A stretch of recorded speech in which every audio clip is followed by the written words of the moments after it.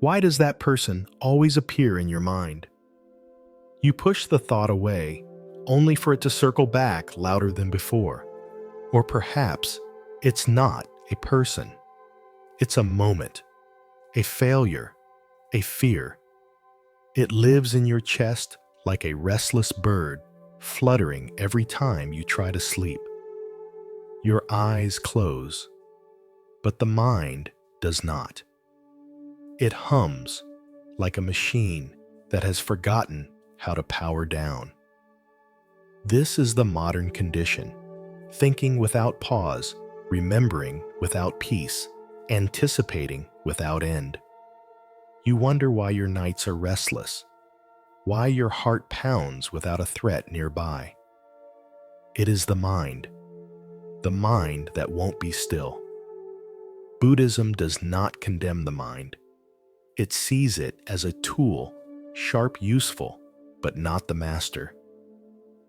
In the Zen tradition, the goal is not to silence the mind through force. You are not here to win a battle against your own thoughts. You are here to notice, to witness, to become so still that the mind, finding no resistance, softens and opens. Like a wave that crashes when you fight it, but passes through you when you float. And so tonight, I invite you not to fight your mind. I invite you to sit beside it gently, like an old friend, watching clouds pass. No judgment, no rush.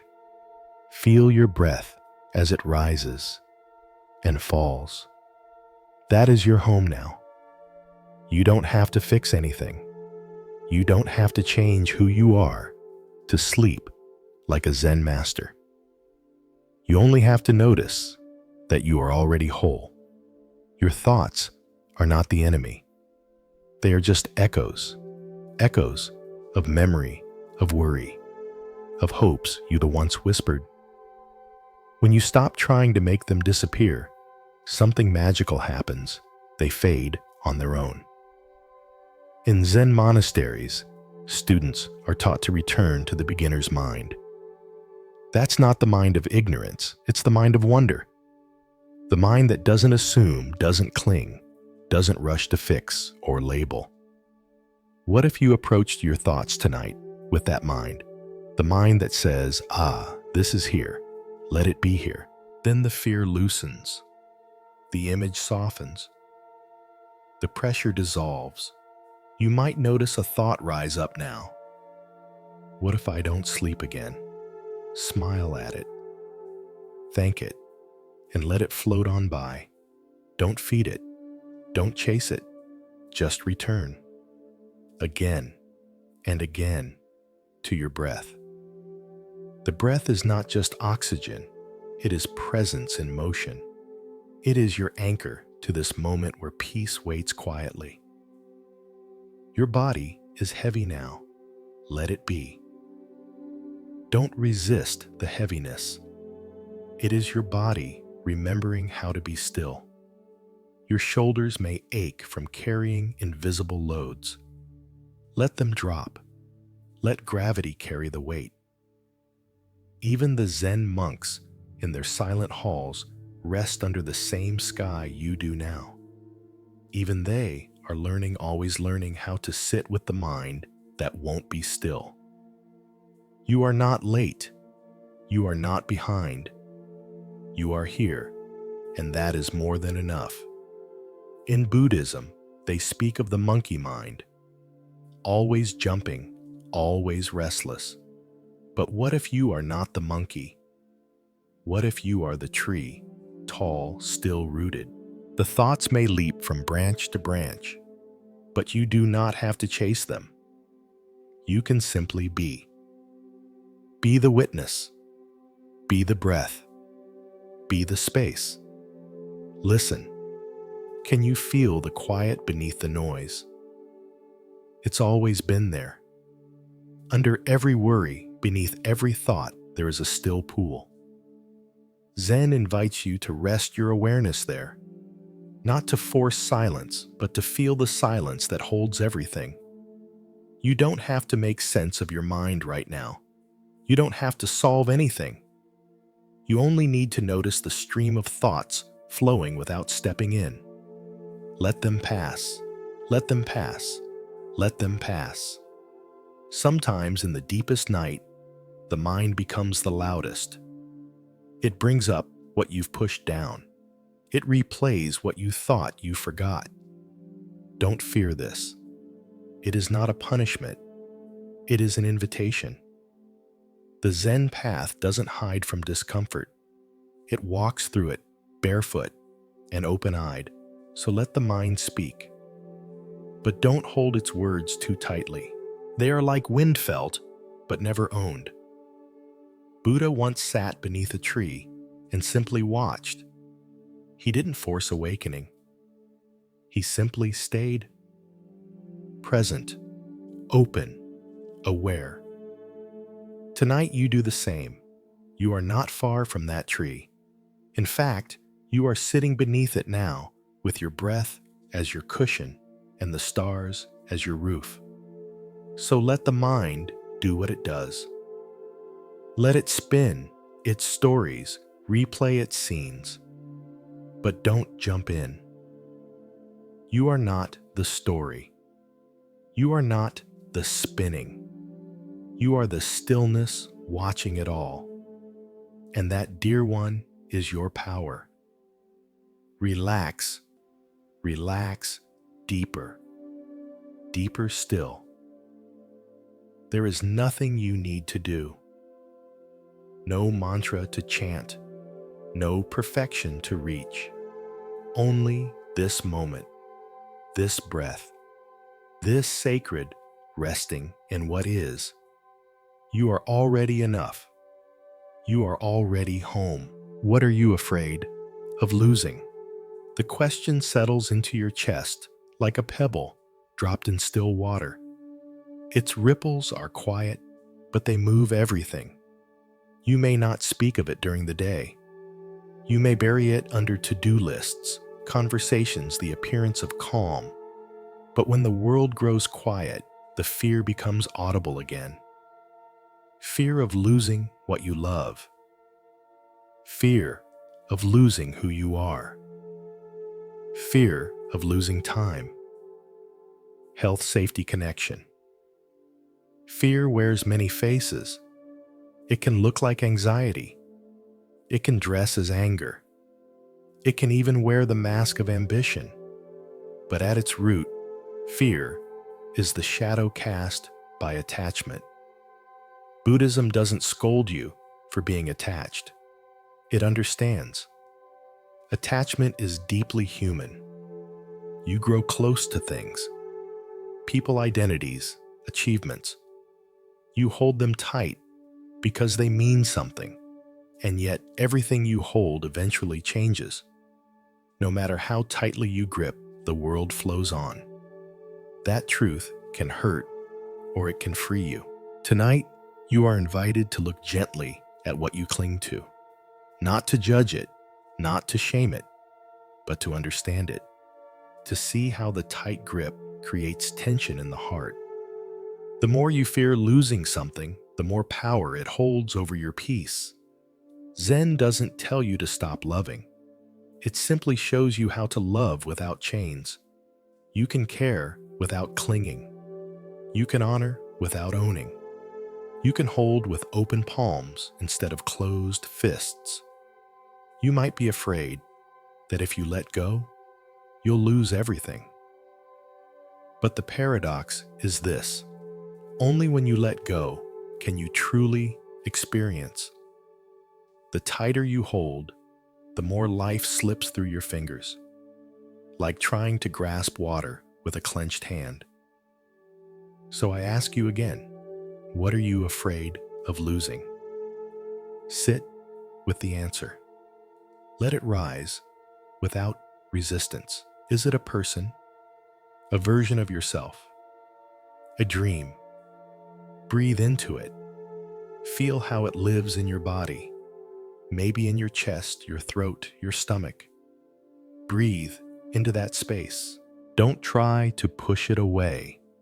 Just stay, with softness, with care. The Buddha taught that all things are impermanent. Nothing is fixed. Nothing is forever. And yet impermanence is not a curse. It is what makes beauty possible. The cherry blossoms fall, and in falling, they become sacred. The sunset fades, and in fading, it becomes art. Your life, too, is precious because it changes. You, too, are sacred because you are not static. When you see this clearly, the fear of loss transforms. It becomes a teacher.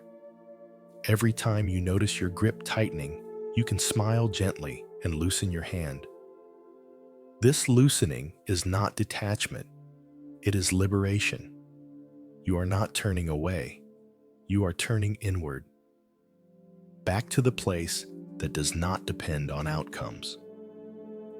Back to the awareness that watches change without being changed. That's what Zen invites you to discover. That there is something in you, not separate from you, but more foundational than thought, that does not fear loss. It does not fear because it does not cling. It witnesses, it breathes, it allows. And in that, allowing, you begin to rest. Let the fear come if it comes. Let it speak. You do not need to silence it. Just stop building stories around it. Stop feeding it with what if. Just feel. Just breathe. That is enough. Sometimes you fear because you care. That's okay. But you are learning that caring does not require possession. Love is not a cage. Security is not control. The more you try to freeze life in place, the more it aches. But when you soften, when you exhale, when you release the need to hold, life begins to flow again.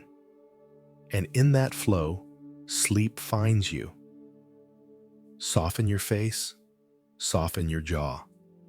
Let your eyelids be heavy. Let your body sink deeper into where you are. You don't have to run anymore. Not from the fear, not from the silence. You can rest here. You can be safe here. This moment does not require effort. It only asks for presence. Imagine now that the fear you've held so tightly begins to dissolve like mist under the morning sun. It is not forced away. It simply no longer finds resistance. Your breath moves like a tide, and the fear, like a small boat, drifts gently out to sea. There is nothing to fear in letting go. There is only the spaciousness of being. You are not being asked to abandon what matters. You are being invited to experience it more fully without anxiety, without control, without chains. Imagine holding someone you love, not out of fear they'll disappear, but because this moment together is sacred. That is the difference. That is the way. The Zen way. Let your breath be your teacher tonight. Let it rise and fall like a wave that does not cling to the shore. Let your thoughts come and go like birds passing through the sky. Let your feelings flow like rivers, never stagnant, never stuck. You are not the fear. You are not the loss.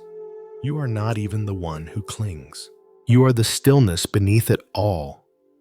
You are the wide open sky. And now, gently bring your awareness back to the body. Feel the heaviness in your legs, the warmth in your hands, the gentle rhythm of your chest. Feel how safe you are in this very moment. There is nowhere else you need to be. Nothing else you need to hold. You are whole. You are allowed to rest. Breath, your anchor to the now. It has always been with you since the very first cry that brought you into the world. Inhalation, life enters. Exhalation, release, surrender. And yet, you so often forget it. In the rush of your mind, in the noise of your daily obligations, the breath becomes background music, always playing, rarely noticed. But here, in this silence, it waits for you. Not to control it, not to force it, just to feel it, just to come home. In Buddhism, the breath is more than oxygen. It is a doorway, a sacred threshold between thinking and being, between noise and presence. When the mind becomes wild, when emotions swell like tides, the breath remains steady, like a mountain beneath the storm. It is your temple, your refuge. Tonight I invite you to return to it not as a task, but as a gift. Not with effort, but with curiosity. Inhale and feel the air entering the tip of your nose. Notice the coolness. Notice the texture of sensation. Exhale and feel the warmth leaving your body. Feel the soft collapse of the belly, the sinking of the shoulders.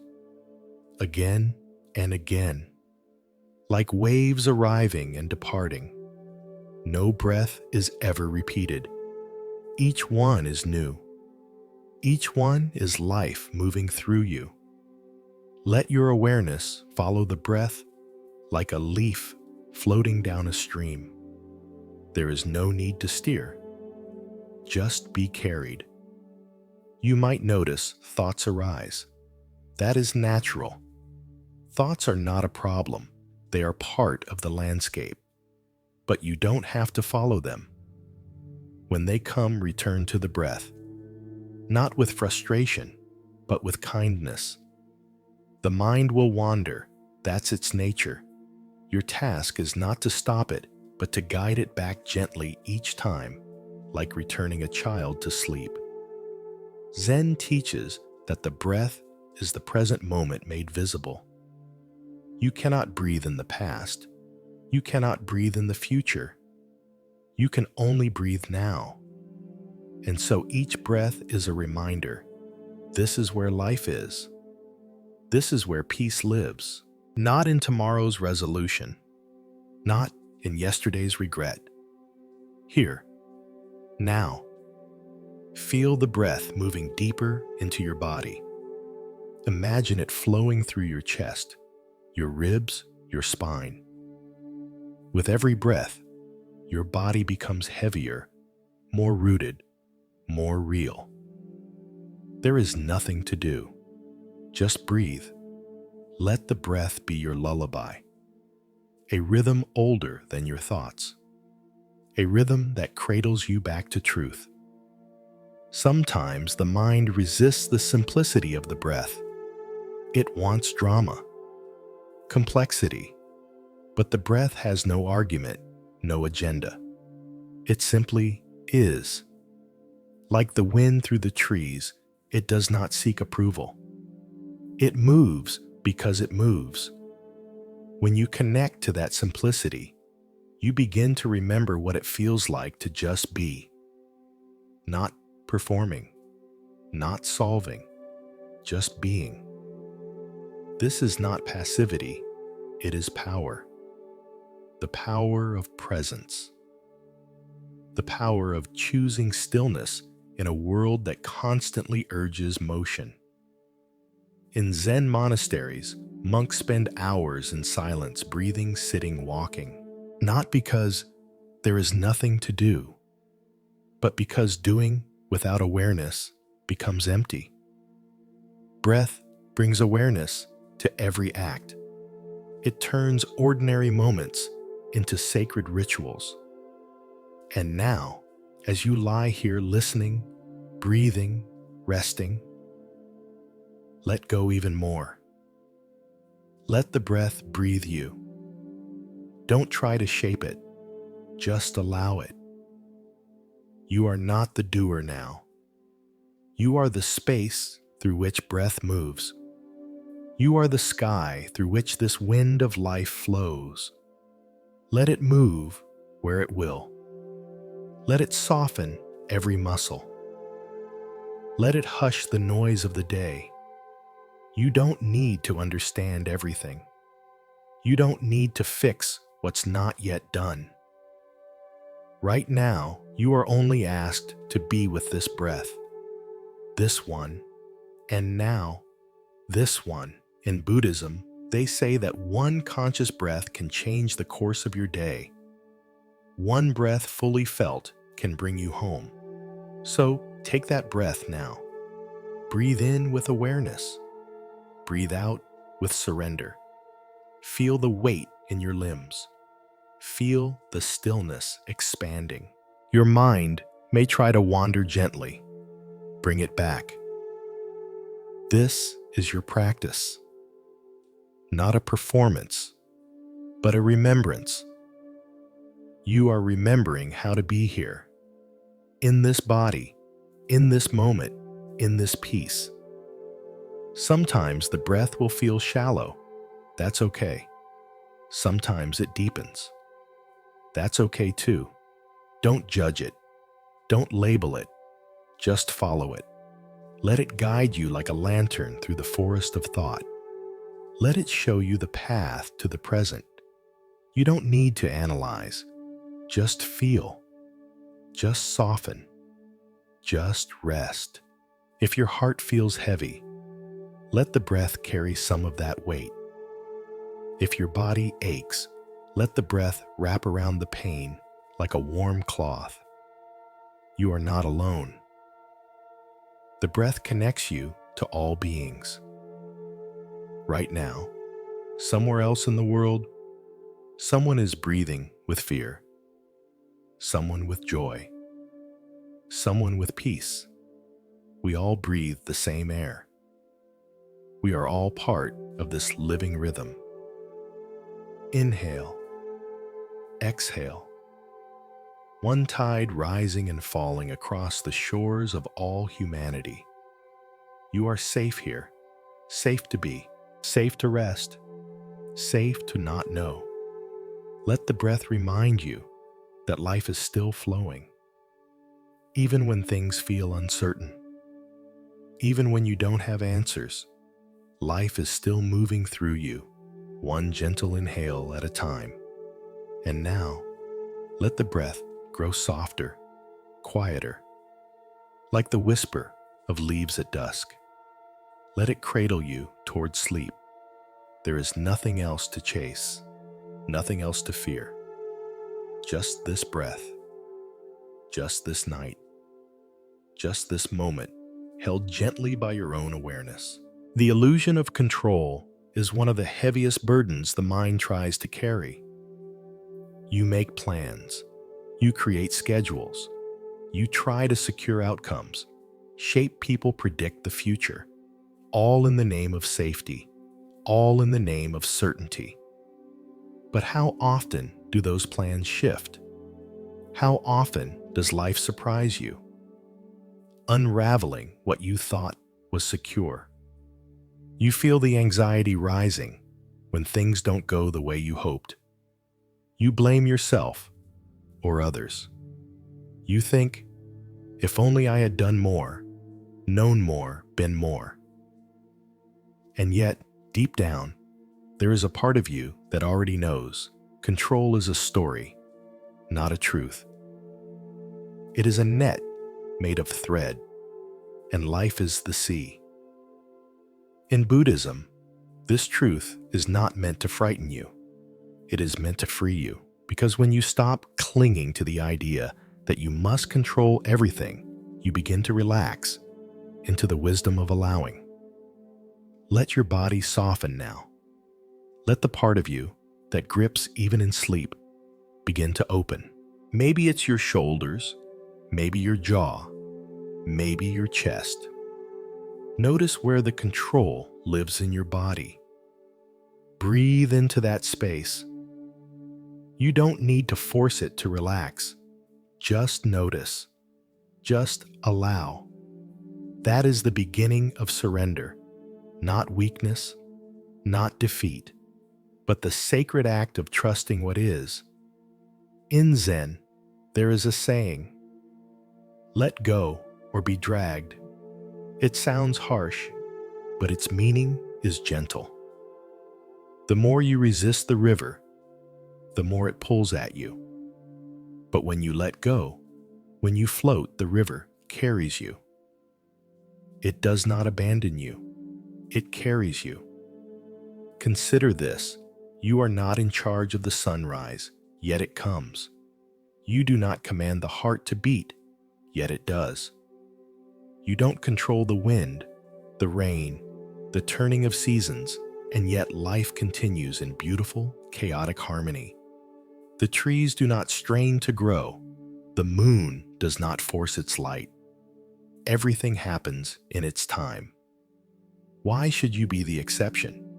Why should you carry the weight of the universe on your back? Rest now. Let it go. You don't have to fix it all.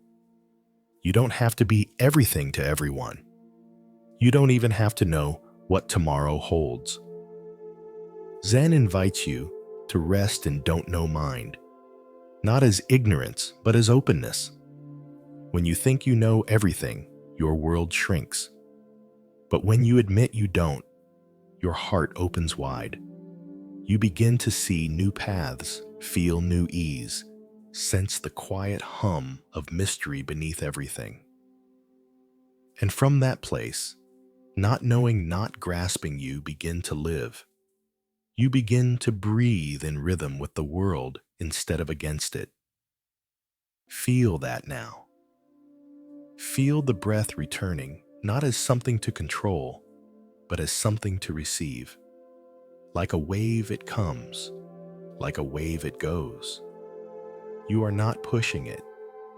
You are not holding it. You are simply being breathed by life. What if you could live like that?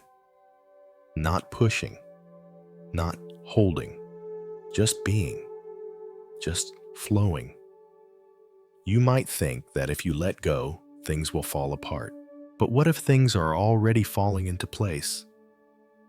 Not because of your grip, but in spite of it. What if your trying has been a form of resistance? What if peace begins when striving ends soften again?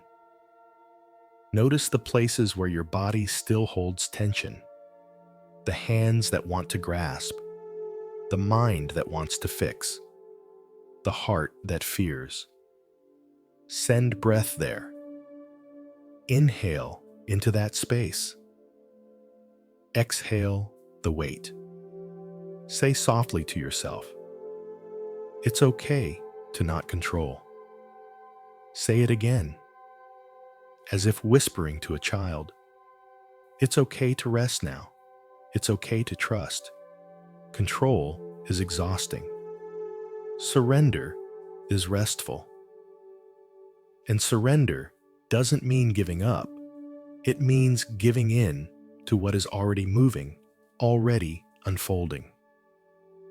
Think of a tree in the wind. It doesn't resist. It sways. It bends. It adapts. And yet its roots remain. You too have roots. You too can bend. You can be soft without being weak. You can let go without being lost. In fact, in letting go, you find something deeper than control. You find presence. You find trust.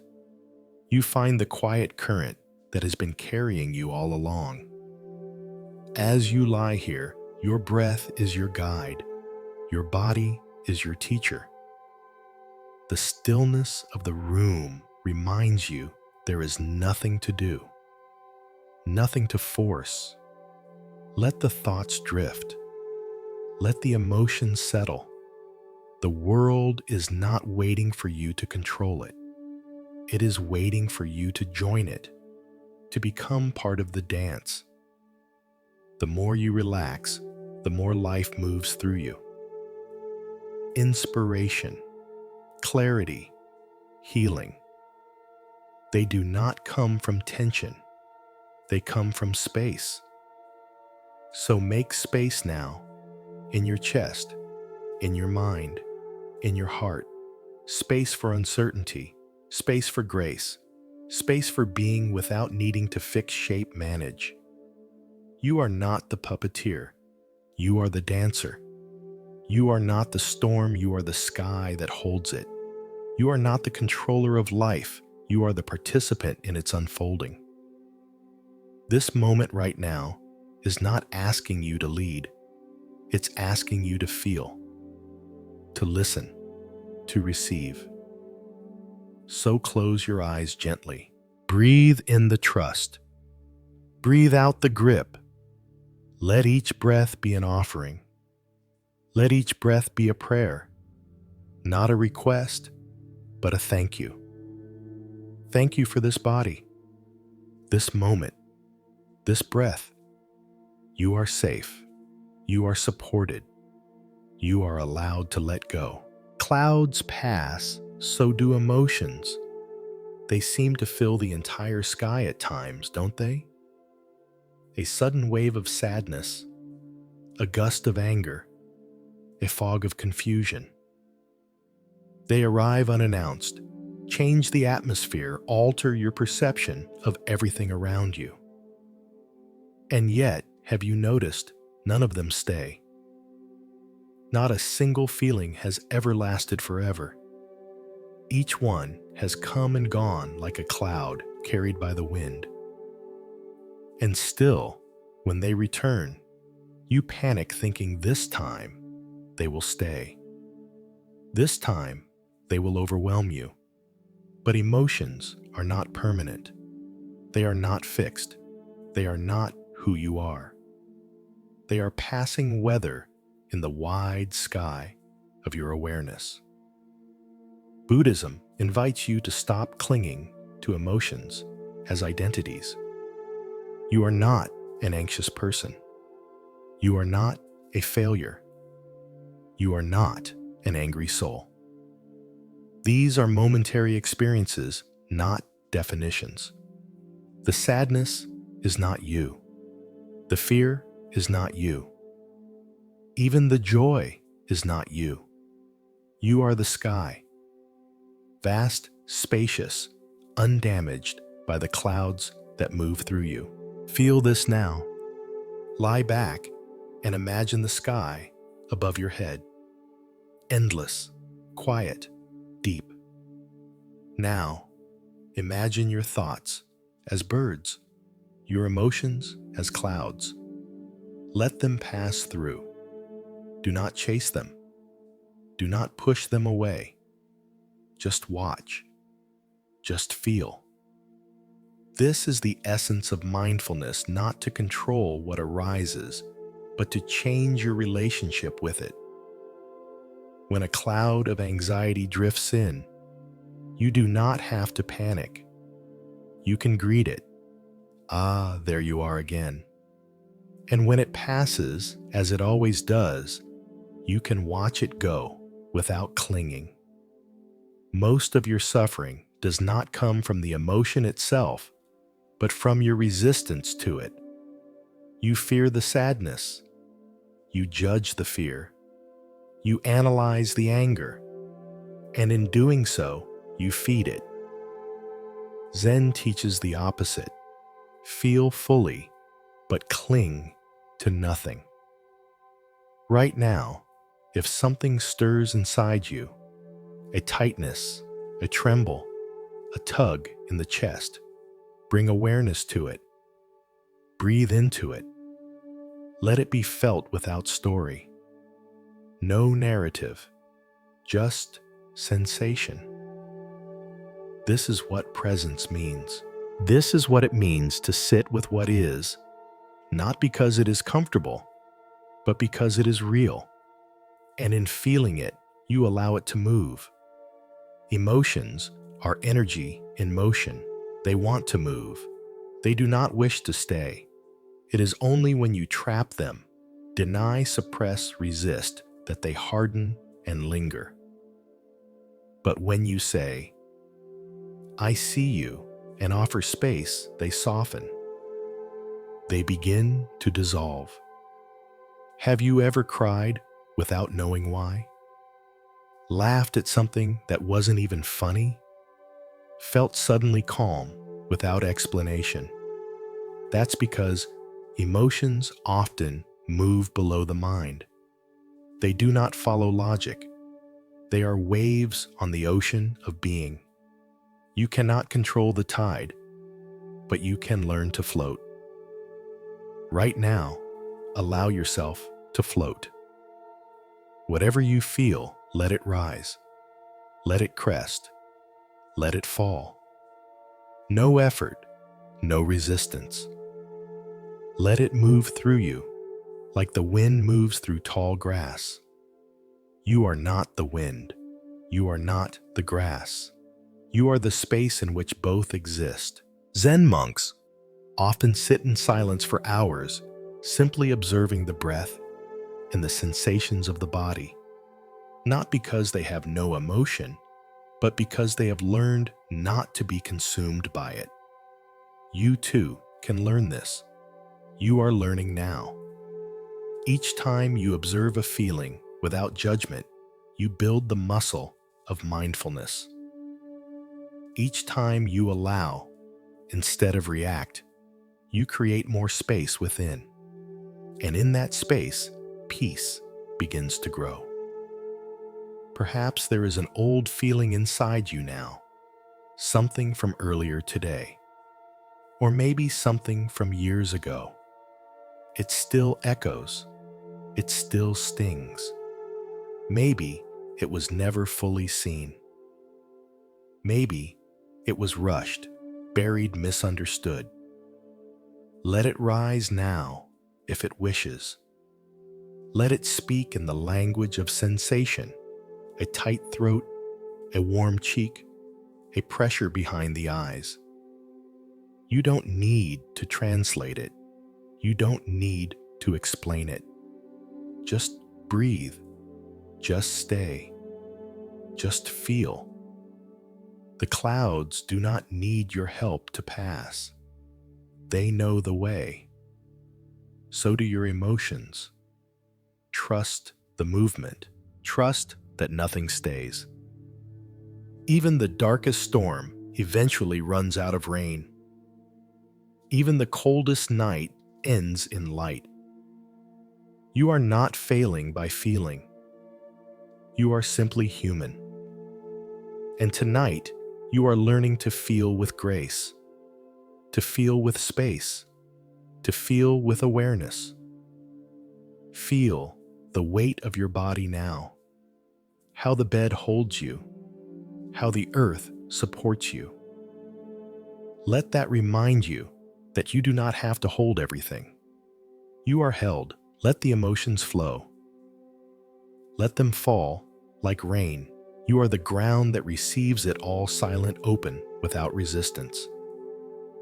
You do not have to name what you feel. You do not have to make sense of it. Just stay present. Just breathe.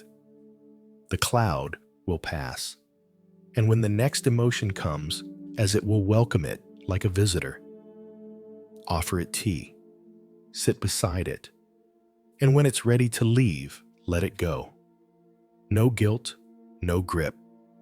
Just gratitude for its teaching. Because every emotion, when met with awareness, leaves a gift. A deeper knowing, a clearer heart, a more spacious you. So rest now. Let whatever you feel move through you, not into you. Like clouds across the sky, like wind through your fingers, like breath in the night. You are safe. You are still. You are enough. Nothing to fix. Nothing broken. The mind has been conditioned to search endlessly for what is wrong. What needs to be solved, repaired, improved. It scans your life like a machine looking for errors, what you said that was awkward, what you didn't do well enough, how your body doesn't look right, how your future still isn't where it should be.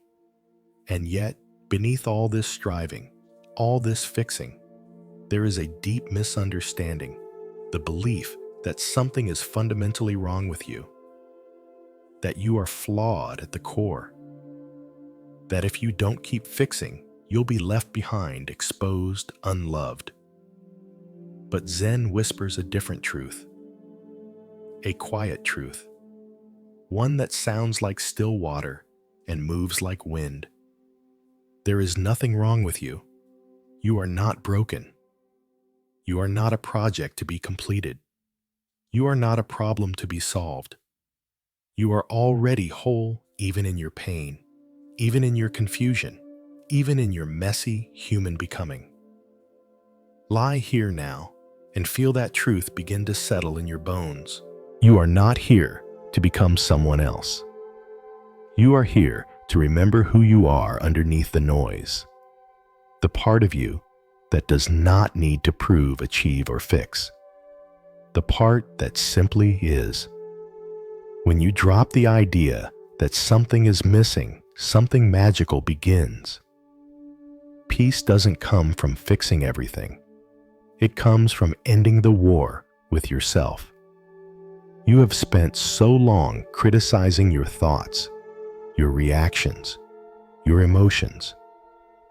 You have treated yourself like an enemy to be managed. But what if tonight you laid down the weapons? What if you stopped trying to improve yourself just long enough to rest in who you already are? That doesn't mean you stop growing. It means your growth comes from love, not lack, from curiosity, not judgment. Feel that in your breath now. Let it come in gently, no need to force. Let it go even softer, no need to hold. You are allowed to be exactly as you are.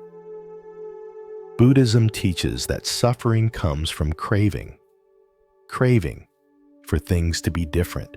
The mind says, I'll be peaceful when this changes. But peace doesn't wait for conditions. Peace arises the moment you stop resisting what is. The moment you say, this is how it feels right now, and that's okay. So bring that awareness into your body. Is there tension? Is there restlessness? Is there sadness? You don't need to push it away. You don't need to fix it. Just meet it like an old friend. Just say, I see you, and breathe.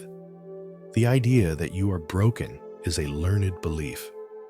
Somewhere along the way, you were told that who you are isn't enough, that your emotions were too much, that your desires were wrong, that your silence was strange, that your pace was too slow.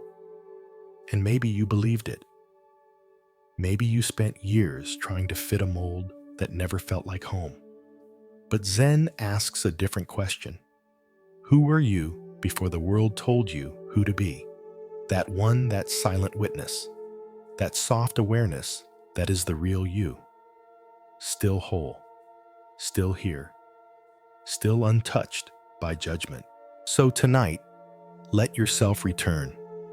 Return to the being who was never broken. Let your thoughts come and go without meaning they are mistakes.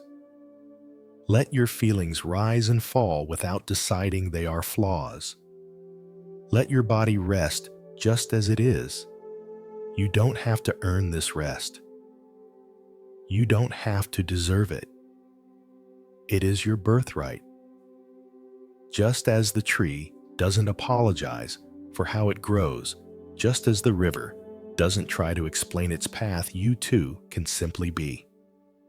You too are a part of this mysterious dance of life. And in that, you are perfect. Not because you never fall, but because falling is part of being alive. Notice your body now. the softness in your hands, the heaviness in your legs, the subtle rhythm of your chest. This is not a body that needs to be fixed. This is a body that has carried you through every moment of your life. It has felt your joys, absorbed your grief, held your laughter and your silence. It is not perfect by the world's standards, but it is sacred. It is yours. It is enough. Let go of the checklist in your mind, the one that says you must achieve this, be that, improve here, eliminate that. Let it dissolve just for now. Let yourself be a human being, not a human doing. The truth is, even your pain is not a flaw. It is part of the unfolding. The lotus grows in mud. The moon shines in darkness. Wholeness does not mean having no cracks. It means nothing is missing. Even the cracks are part of the design. So breathe into that. Breathe into the part of you that still doubts, that still worries, that still whispers, "But what if I'm not enough?" Tell it gently, "I hear you, and I'm not leaving." Let the breath soothe that voice, not silence it. Let the breath say, "You are allowed to rest. You are allowed to just be." This is not laziness. This is deep trust. The trust that you don't have to force your way to peace. You can allow it. You can receive it. You can return to it. And now, as the room quiets even more, let this thought move through you like warm light. You are not broken. You never were. What you are is tender, alive, awake, and still becoming. But not from a place of lack, from a place of fullness, from a place of remembering. You are already everything you were meant to be. You just forgot. But tonight, in this breath, in this silence, you begin to remember, seeing thoughts like falling leaves. That is the invitation now.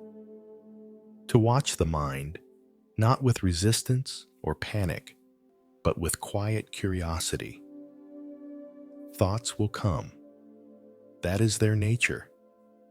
They rise like wind, pass like weather. But you don't need to hold them. You don't need to follow them. You don't need to believe every story they tell. Instead, you can sit in the stillness of your own awareness and simply watch. Like autumn trees letting go leaf by leaf, you can release each thought as it falls, without clinging, without grasping, without chasing. Just let them fall, one by one. Thought after thought, memory after memory, like the leaves that drift across a forest path, momentarily beautiful, but not permanent, not personal. You have been taught that every thought matters, that every thought needs attention. But Buddhism teaches something gentler. Not every thought is true, and not every thought is useful.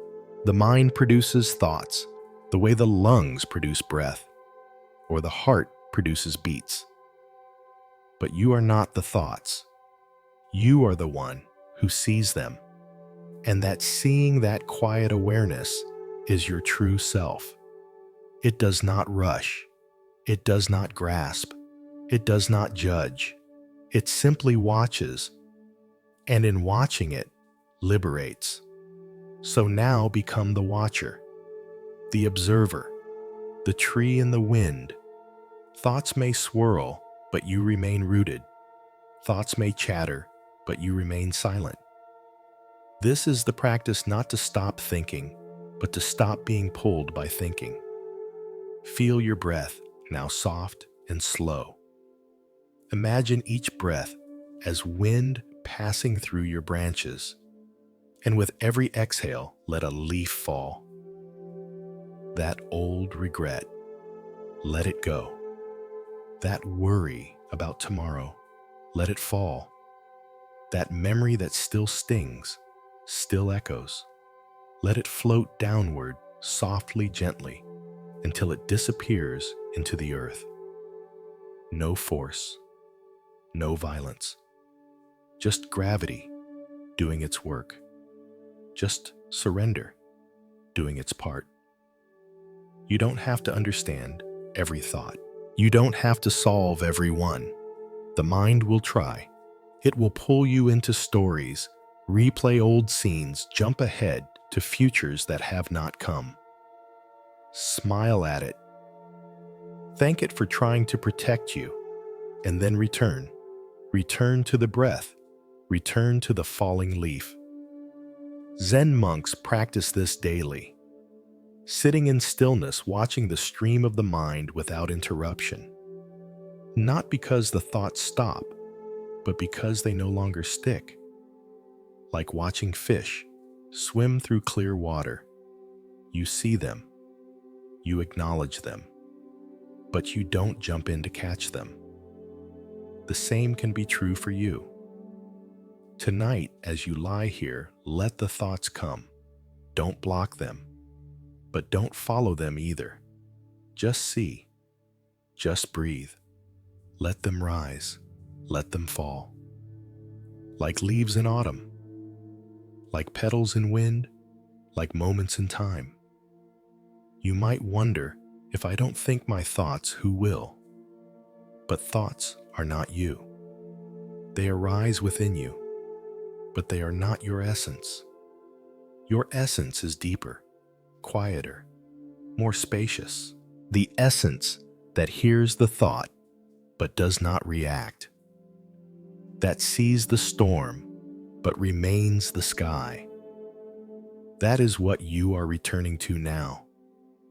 The sky-like mind, wide, open, unmoved. When you rest in that space, the thoughts lose their grip. They become scenery, not chains. They become sound, not commands. Notice now if a thought appears. Perhaps a doubt, perhaps a list, perhaps a sudden urge to get up. Do something, fix something. See it, don't push it, don't grab it. Just acknowledge it and return to the breath, to the body, to the silence. This is the rhythm thought arises, awareness notices, breath anchors, again and again. No rush, no perfection, just practice, just presence. Let your body soften now, even more. Feel the bed beneath you like the forest floor. Feel your limbs, the branches resting after wind. Feel your chest rise and fall, gentle as dusk. You are not your thoughts. You are the one resting beneath them. Like soil beneath fallen leaves, like still water beneath dancing ripples. You do not need to stop thinking. You only need to stop identifying. You only need to return to presence. Every time a thought pulls you away, you have the chance to practice coming home. Every return is a triumph. Every exhale is a renewal. You are not failing when the mind wanders. You are practicing when you return. That is the whole of Zen returning. Not once, but endlessly. Returning to what is. Returning to now. Returning to the breath. Feel the coolness of the air entering your nose. Feel the warmth of the air leaving your lips. That is your life. That is your moment. Right here, right now. And when the next thought comes, as it will meet it with kindness, a thought, and let it go. Watch it fall like a leaf in slow motion, spiraling gently, landing without sound, disappearing into stillness. You don't have to pick up every leaf. You don't have to gather them, organize them, explain them. Just let them fall. Let the ground of your awareness receive them. It is fertile ground. It can hold everything. And you, lying here, are enough. Even with thoughts, even with mess, even with unfinished stories. You are enough. Let yourself drift now in this falling rhythm. Let thoughts rise and fall without fear. Let your breath carry you like a breeze through trees. Let your body rest as though it belongs completely to the earth. Nothing to do. Nothing to fix. Only this falling. Only this breath. Only this moment silent and soft as a forest after rain. What remains when you stop chasing? That is the question you are being asked now, in the stillness of this moment, in the softness of your breath. You have spent so much of your life reaching for more, for better, for different, always becoming, rarely being. From the moment you wake, the mind begins to chase success, understanding, love, healing, approval, peace. Even rest becomes another thing to achieve, another item on the list. But what if you stopped? Just for now? What if for one breath, one moment, you release the need to chase anything at all? What would remain? Zen suggests that the very act of chasing creates the illusion of lack. As long as you are reaching, the mind believes something is missing. But the more you chase, the further peace seems to run.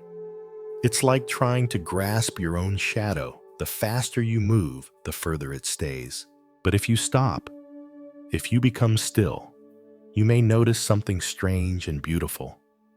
The thing you were chasing has been here all along. Not outside, but within. Peace does not arrive through pursuit. It reveals itself when pursuit ends. Feel this now in your body. The absence of striving. The absence of needing something to be different. Just this breath. Just this warmth. Just this presence. What you are looking for is already here. It is what remains when the chasing stops. There may be thoughts now that whisper, but what about your goals? What about progress? What about the things you care about? Let them come. Let them speak. And then see them clearly. Not as truth, but as habit. You are not giving up. You are waking up. You are not abandoning dreams. You are returning to what's real. Chasing begins from the idea that you are not enough yet, that something must be added to you. But Buddhism teaches that your true nature is already complete. The lotus does not chase the sun. It blooms because it is time. And when the time is right, everything unfolds, not through effort, but through alignment. Let your breath guide you deeper into this truth. Inhale without grasping. Exhale without holding. Feel how life moves through you when you do not interfere. Let your body rest in its natural rhythm, free from pushing, free from resistance. This is the state beyond striving. This is the ground of being. When the mind stops chasing, the heart begins to open. And in that openness, joy arises.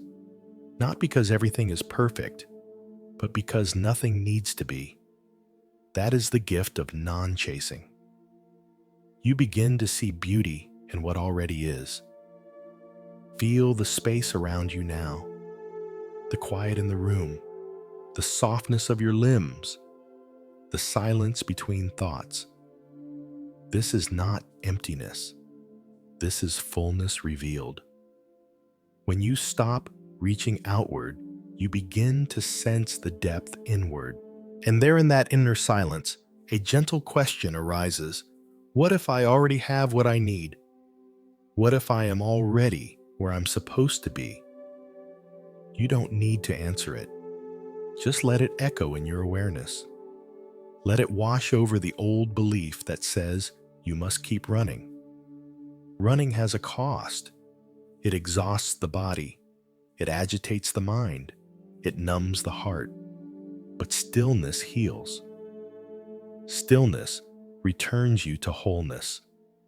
It allows the dust to settle, the truth to rise. And in that stillness, a new kind of clarity is born. Not clarity about the future, but clarity about now. This breath, this body, this moment. Feel how stillness does not mean nothing is happening. The heart still beats. The lungs still move. The earth still turns. Life continues, not because you force it, but because you are part of it, not separate from it. You are the wave, not the swimmer. You are the sky, not the storm. And so you rest, and so you breathe. Let the chasing fall away now, like an old coat no longer needed. Let it drop from your shoulders. Let the tension dissolve from your neck, your back, your belly. You are safe. You are home. You are not behind. You are not late. You are simply here. And here is enough. There is nothing you need to be other than what you are in this exact breath. Not the better version. Not the more healed version. Just you.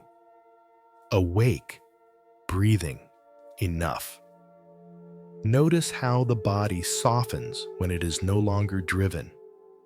Notice how the mind quiets when it is no longer hunting for the next thing. Notice how the heart opens when it is no longer protecting a fragile self-image. In this stillness, you do not disappear. You expand.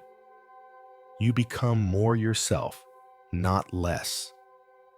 You remember your original nature. Spacious, loving, aware. This is the paradox of Zen. You arrive by stopping. You awaken by resting. You receive by not reaching. Everything you ever longed for is not in the distance. It is here, beneath the noise, beneath the doing, beneath the search. Let yourself sink into that now. Let your breath become softer. Let your thoughts become mist. Let your muscles become heavy. You are being, not doing. You are presence, not pursuit. If a thought arises now, something you feel you should be doing, smile at it. Whisper gently, not now. This is the time for being. And return to the stillness. Return to the breath. Return to what remains when you stop chasing. What you find may surprise you. A peace that asks for nothing. A joy that needs no reason. A self that is whole, just as it is. Let sleep come now, not because you've earned it, but because it is natural. Let rest envelop you, not as a reward, but as a return. There is nothing else to chase. There is only this breath, this moment, this being. The art of non-resistance. It is not something you master with the mind. It is something you begin to feel in the body, in the breath, in the space between thoughts. All your life, you've been taught to fight. Fight discomfort. Fight sadness. Fight fatigue, fight fear. You've been told that to surrender is to lose, that to yield is to be weak. But what if the deepest strength is not in resistance, but in softening? What if the pain you carry is not from the experience itself, but from your struggle against it? Imagine now, just for a moment, what it would be like to stop pushing, to stop resisting what is, to open instead of contract, to trust instead of tense. This is the path of Zen, the path of yielding to the truth of the moment, whatever it may be. Feel your breath now. Inhale gently without force. Exhale without holding anything back. That is the beginning of non-resistance. Not forcing the breath to behave, not shaping it into something ideal, just letting it flow. This same invitation applies to every part of your life. When sadness comes, can you allow it without rushing to solve it? When your body aches, can you soften around the ache instead of bracing against it? When sleep doesn't come right away, can you rest in the wakefulness without panic? Resistance is what creates suffering. The event is real. The feeling is valid. But it's the pushing, the tensing, the denial that builds walls around it.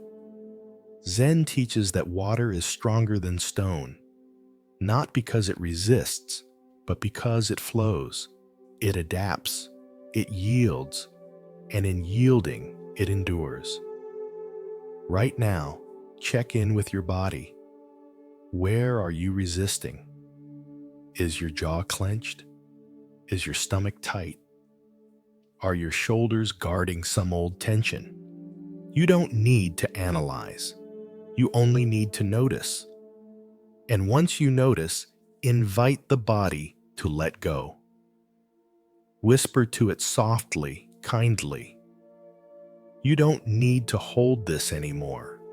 And if the body resists, that's okay too. Don't fight the resistance. Even that can be met with openness. This is the deep paradox of non-resistance. You don't even resist your own resistance. You notice it breathe, with it stay present. And slowly it begins to soften. Perhaps there's a thought now that you're trying to get rid of, or a feeling that keeps knocking at your awareness. Instead of turning away, try turning toward. Instead of pushing it out, invite it in. Like a guest who arrives unexpectedly at your door. You may not know why it's here, but you can let it sit at the table. You can listen. You can be with it. And often once it's been seen, it leaves on its own. It only stayed so long because it was uninvited. Zen doesn't promise a life without difficulty. It promises a way of being that doesn't collapse under difficulty. When you stop resisting the waves, you learn to surf them. When you stop trying to control the wind, you learn to sail. This is not passivity. It is wisdom. It is alignment. Feel that wisdom in your breath now. Let each inhale be a welcoming. Let each exhale be a letting go. You don't have to get rid of anything. You only have to make space for what is. Let the mind be noisy if it is. Let the heart be tender if it is. Let the body ache if it does. All of this belongs. All of it is allowed. When you stop resisting, you begin to feel a deeper peace, not because everything is perfect, but because you've stopped fighting reality. You've stopped insisting that things be different. And in that surrender, something beautiful opens. A space, a silence, a stillness that was hidden behind all the effort. Imagine now that you are floating in water. The more you struggle, the more you sink. But the moment you stop, the water holds you. It has always been able to hold you. You simply forgot. Let that same trust apply to your experience now. Trust that you don't need to resist what you feel. You don't need to fix what you think. You don't need to change what is present. Just float. Just breathe. Let the current of this moment carry you. Let yourself be supported. Soften the muscles around your eyes. Let your tongue rest gently in your mouth. Let your hands fall open. This is the posture of surrender. Not defeat, not helplessness, but peaceful acceptance. Feel the breath moving in and out. Feel the ground beneath you. You are being held by something greater than effort. You are being cradled by the truth that life is already happening. You don't have to make it happen. You only have to meet it with presence. And when discomfort arises again, and it will, you don't have to be afraid. You don't have to armor yourself. Just greet it. Stay close to it. Let it pass through you like wind through an open window. There is no enemy here, not even discomfort. Only sensations, only waves, only the endless unfolding of life as it is. This moment now is a chance to practice, a chance to release the habit of resistance, a chance to choose softness. You are not doing this for someone else. You are doing it for your own peace, for your own healing, for your own return to being. Let your breath remind you again and again you are allowed to stop fighting. You are allowed to let go. You are allowed to rest in the truth that nothing needs to be other than what it is. Let that truth settle in your bones. Let it hum through your body like a quiet song. There is no wrong feeling, no wrong moment, no wrong you. Only this breath, only this presence, only this endless flowing now, and you resting at the center of it, whole, soft, awake. Silence is a teaching, not the silence of emptiness or absence, but the kind that vibrates gently beneath everything, beneath words, beneath thoughts, beneath all the noise you've been carrying. It is not the kind of silence that demands stillness from the world. It is the silence that begins within, even when the world continues to hum. You may think silence is the absence of sound, but Zen understands it as the presence of something deeper, the presence of being itself, unfiltered, unshaped, untouched. When you stop speaking, when your mind begins to quiet, you don't fall into nothingness. You begin to hear what has always been speaking beneath the noise. The trees speak in silence. The stars communicate in silence. The breath of the world is silent, and yet you are alive inside it. So tonight, you are invited not just to rest in silence, but to let silence speak to you. Let the room be quiet. Let the breath be soft. Feel how everything becomes more vivid in this stillness. The warmth of the blanket, the rhythm of your chest, the tiny sounds you usually miss. And deeper than all that, the silence itself begins to stretch wide inside you like a sky with no edge. It is not empty. It is full of peace, full of presence, full of a kind of knowing that words can never reach. Zen masters have long known that silence is not a lack of teaching, but the highest teaching. When words fall away, only truth remains. It cannot be described. It can only be experienced. So now, experience it. This silence, this spaciousness, this sacred stillness that is not passive, but alert and alive, gently humming. In a Zen monastery, you might sit for hours without a single word exchanged and yet feel profoundly connected to others, to yourself, to something vast. That's because silence is a shared language. It does not divide. It does not compare. It holds everything without judgment.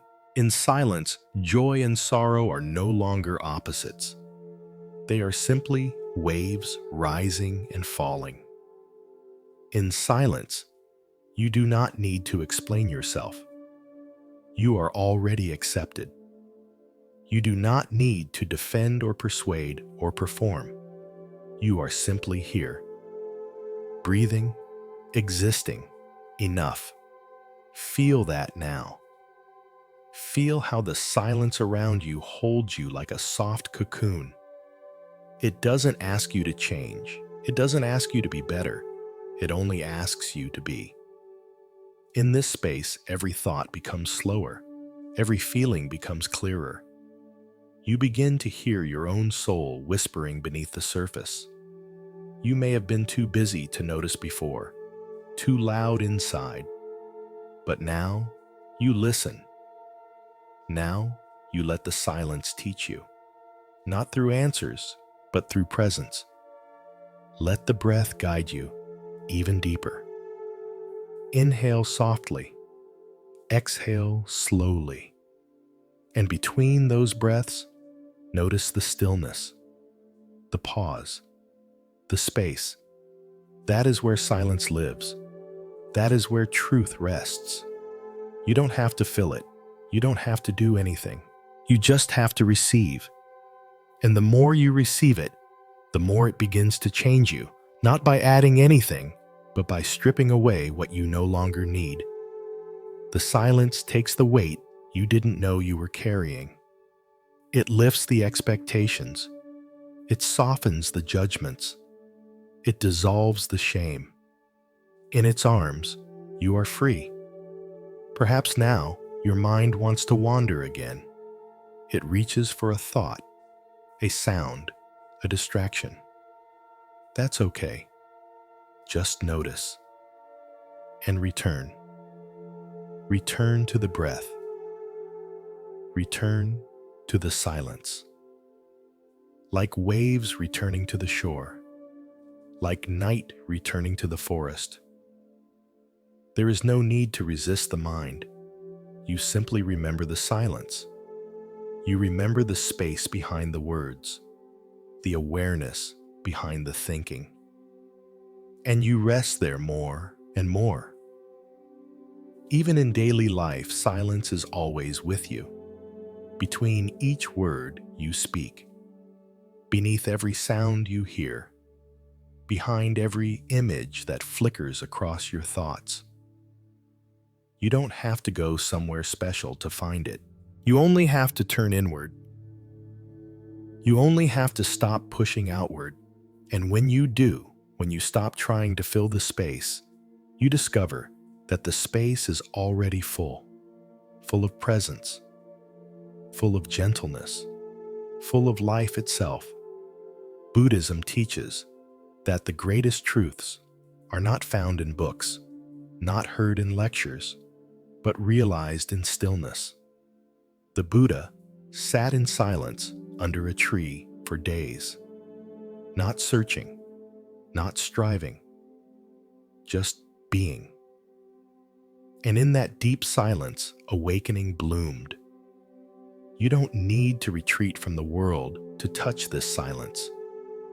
You only need to sit where you are, breathe where you are, and listen deeply. The silence you are entering tonight is not the absence of life. It is the presence of awareness. And awareness is the true teacher. Feel now how silence is not empty. It is not cold. It is warm, like the glow of a candle. It wraps around your body. It wraps around your heart. It gives you room to unfold slowly, like a flower that has finally stopped bracing against the wind. Let yourself open in this silence. Let yourself soften. There is no need to pretend here, no need to impress. There is only truth and the gentle permission to be human, to be soft, to be still, to be enough. And if emotions rise within this silence, welcome them. If tears come, let them fall. If joy comes, let it rise. The silence can hold it all. It does not turn away. It does not shrink. It remains vast and kind, just like the awareness within you. Always present, always still, always ready to return to. You are returning now. Let this final breath in this moment be one of surrender. Inhale into the silence. Exhale into the space. Let go of the noise. Let go of the chase. Let go of the need to explain. You are safe in this silence. You are known. You are whole. Who are you when you stop performing? Not the version of you that tries to impress, to be liked, to be accepted. Not the one who always says the right thing, smiles at the right moment, holds back tears, swallows anger, pretends strength. Who are you? Underneath all that. Zen does not ask you to become something better. It asks you to remove what is false, to strip away the masks you've worn for so long, you may have forgotten you were wearing them. The masks that say, "I'm fine," when your heart is breaking. The mask of productivity. The mask of perfection. The mask of being unbothered. You've performed so well. You've played your part. But now, in this stillness, in this breath, you are invited to stop, to release the role, to simply be. Feel how your body responds when it no longer needs to uphold a character. The shoulders begin to lower. The breath deepens. The face softens. You are not here to be anyone other than yourself. Not the curated self. Not the filtered self. Just the presence that remains when there's nothing left to protect. When you let go of trying to be loved, you begin to feel the love that was always there. The kind of love that asks nothing of you. The kind of love that doesn't require achievement or performance. That is the space you are entering now. A space where you belong simply because you exist. Zen calls this your original face. The face you had before you were told who to be. Before, the expectations, the labels, the conditioning. It is not a face you see in the mirror. It is a quality of being. It is the silent awareness behind your eyes, behind your thoughts. The part of you that watches without judging. The part that listens without needing to fix. That is who you are beneath the masks. Not someone broken. Not someone lacking. But someone who simply is fluid, spacious, alive. Let yourself drop deeper into that now.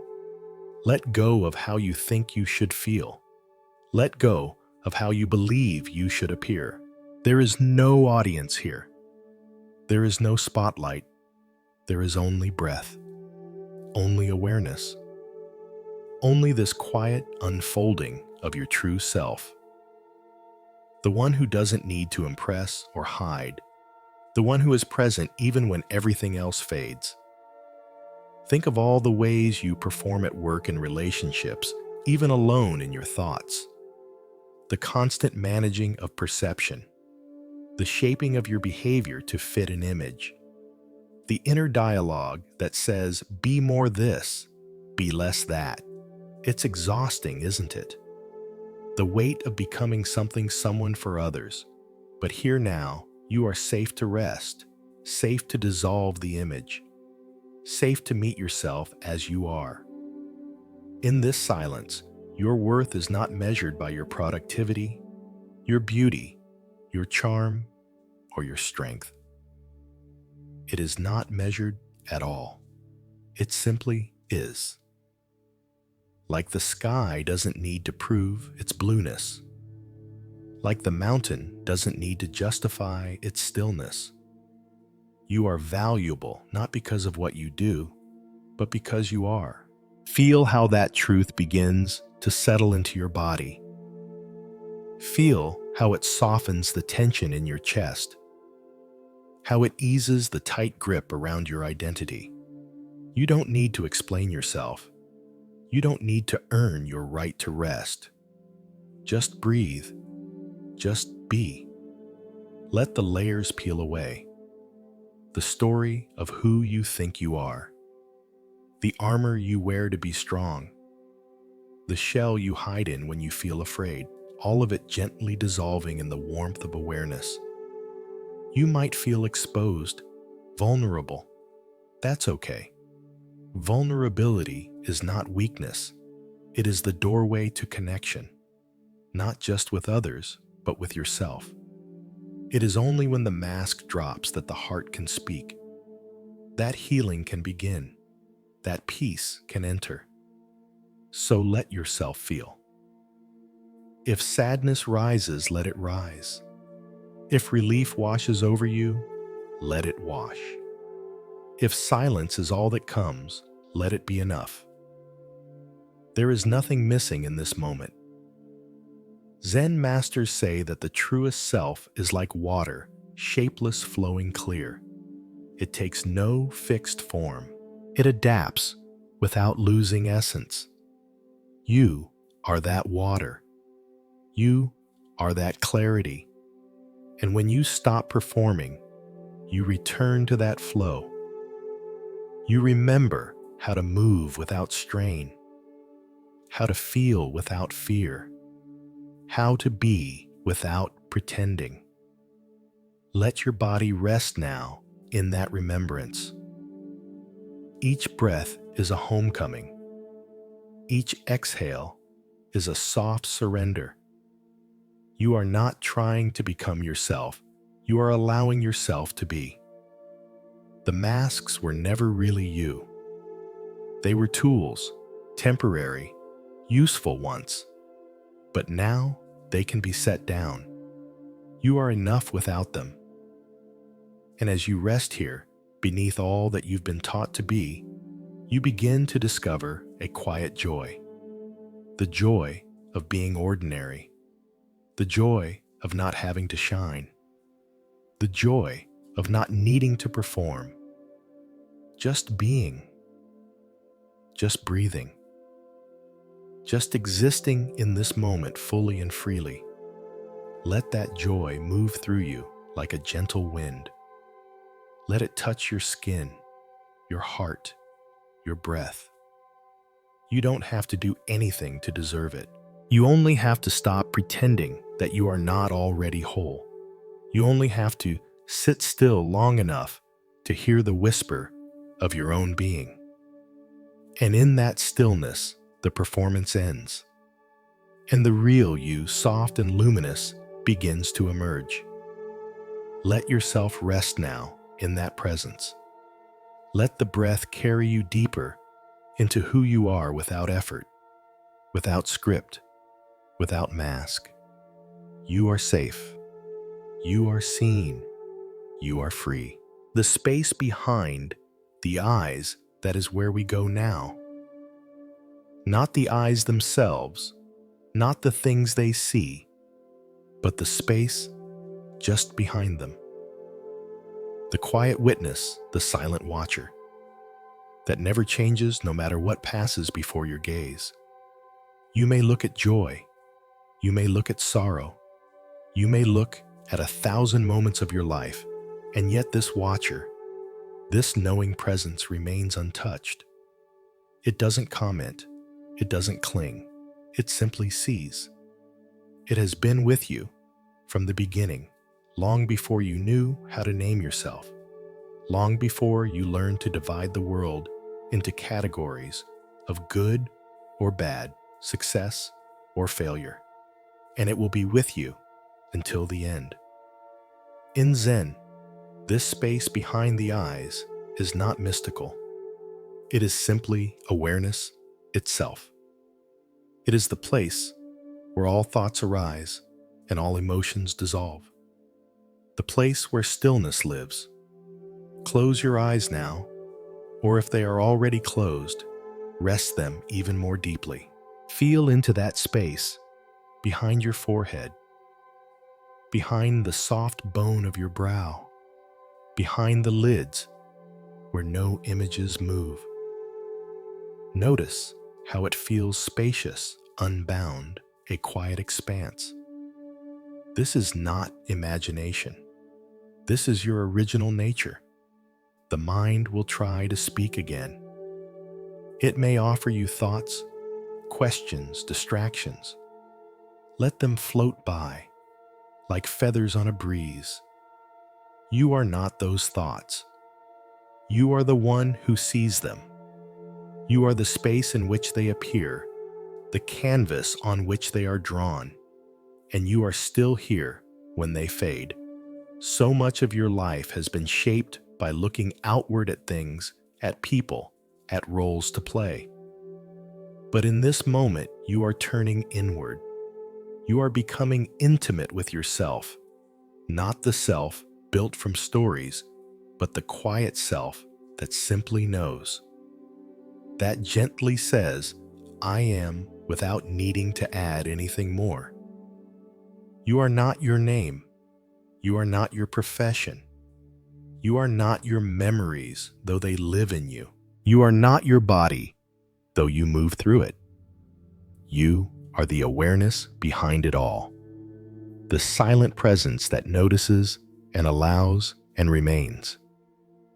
Feel that now, like a quiet warmth spreading behind your face, like a light that does not burn, but illuminates. Let that awareness flow down through your neck, into your chest, your belly, your arms. Let it fill you from within, not as a concept, but as a living experience. You are here. You are aware. You are not trying. You are not performing. You are simply being. And that being is vast. In Buddhist practice, we sometimes ask, who is seeing? Not as a riddle, but as an invitation. You see the world. You see your thoughts. You see your feelings. But who sees that seeing? Who watches the watcher? If you trace your attention back to its source, if you follow the awareness back into itself, you come to something wordless, something still, something that cannot be held, but can be felt. And in that feeling, the restless mind begins to quiet. The anxious heart begins to settle. There is no longer anything to solve. There is only this knowing, this presence, this breath. Let go now of needing to understand. Let go of needing to explain. Just rest in the awareness that is already here. It has no opinion. It does not judge your thoughts or feelings. It does not worry if you fall asleep. It simply watches with the softest gaze, the most infinite patience. When you are angry, it watches. When you are joyful, it watches. When you are lost in thought, it watches. And when you return to yourself, it welcomes you without a word. You do not need to seek this awareness. It is not somewhere else. You do not need to create it. It has always been. And because it is always here, you can always return to it. In every moment of fear, you can come back. In every moment of doubt, you can come back. In every restless night, you can come back. Just breathe. Just feel. Just notice. Let this awareness now embrace the parts of you that feel uncertain. Let it hold the inner child who still believes they have to earn love. Let it cradle the tired adult who carries the weight of too many roles. Let it shine on the shadowy places, the regrets, the fears, the unspoken questions, and say gently, all of this is allowed. Nothing needs to be hidden here. Nothing is unwelcome. The space behind the eyes holds it all. And slowly, gently, the distinction between observer and observed begins to blur. There is no longer a separate you watching. There is only the watching itself. There is no longer a you trying to be aware. There is only awareness. Effort falls away. Boundaries soften. The breath continues. The heart beats. And you rest in the center of it all, still open, free. Let yourself dissolve now into that space. Let yourself float in it like a leaf on still water. Let thoughts come if they do, but do not follow them. Let feelings rise, but do not chase them. You are no longer trying to manage the world. You are simply being the space in which the world arises. Soft, luminous, silent. Like moonlight on a quiet lake. Like wind moving through tall grass. You are not separate from this peace.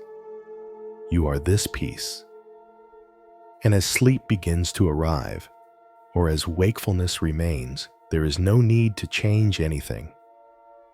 Whether you drift off or lie in stillness, you are already resting, already receiving, already returning to what you never truly left, the space behind the eyes, the place where you see without judgment, where you know without thinking, where you simply are. Karma, the echo of intention.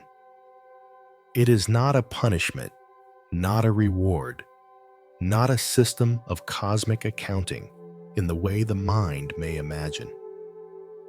In Buddhism, karma means action, but more deeply, it means the intention behind the action. Every thought, every word, every deed, each is a stone dropped into the still water of existence. The ripples travel outward, touching shores we cannot always see. You are not being watched and judged by the universe. You are living in a web of cause and effect where your inner world shapes your outer one. Karma is not destiny, it is direction. Not fixed fate, but momentum created by the patterns of your choices. And tonight, in this quiet moment, you are being asked to see not just what you've done, but where it comes from. Not to blame, not to feel guilt, but to understand. Feel your breath now. Let it come in without force and out with ease.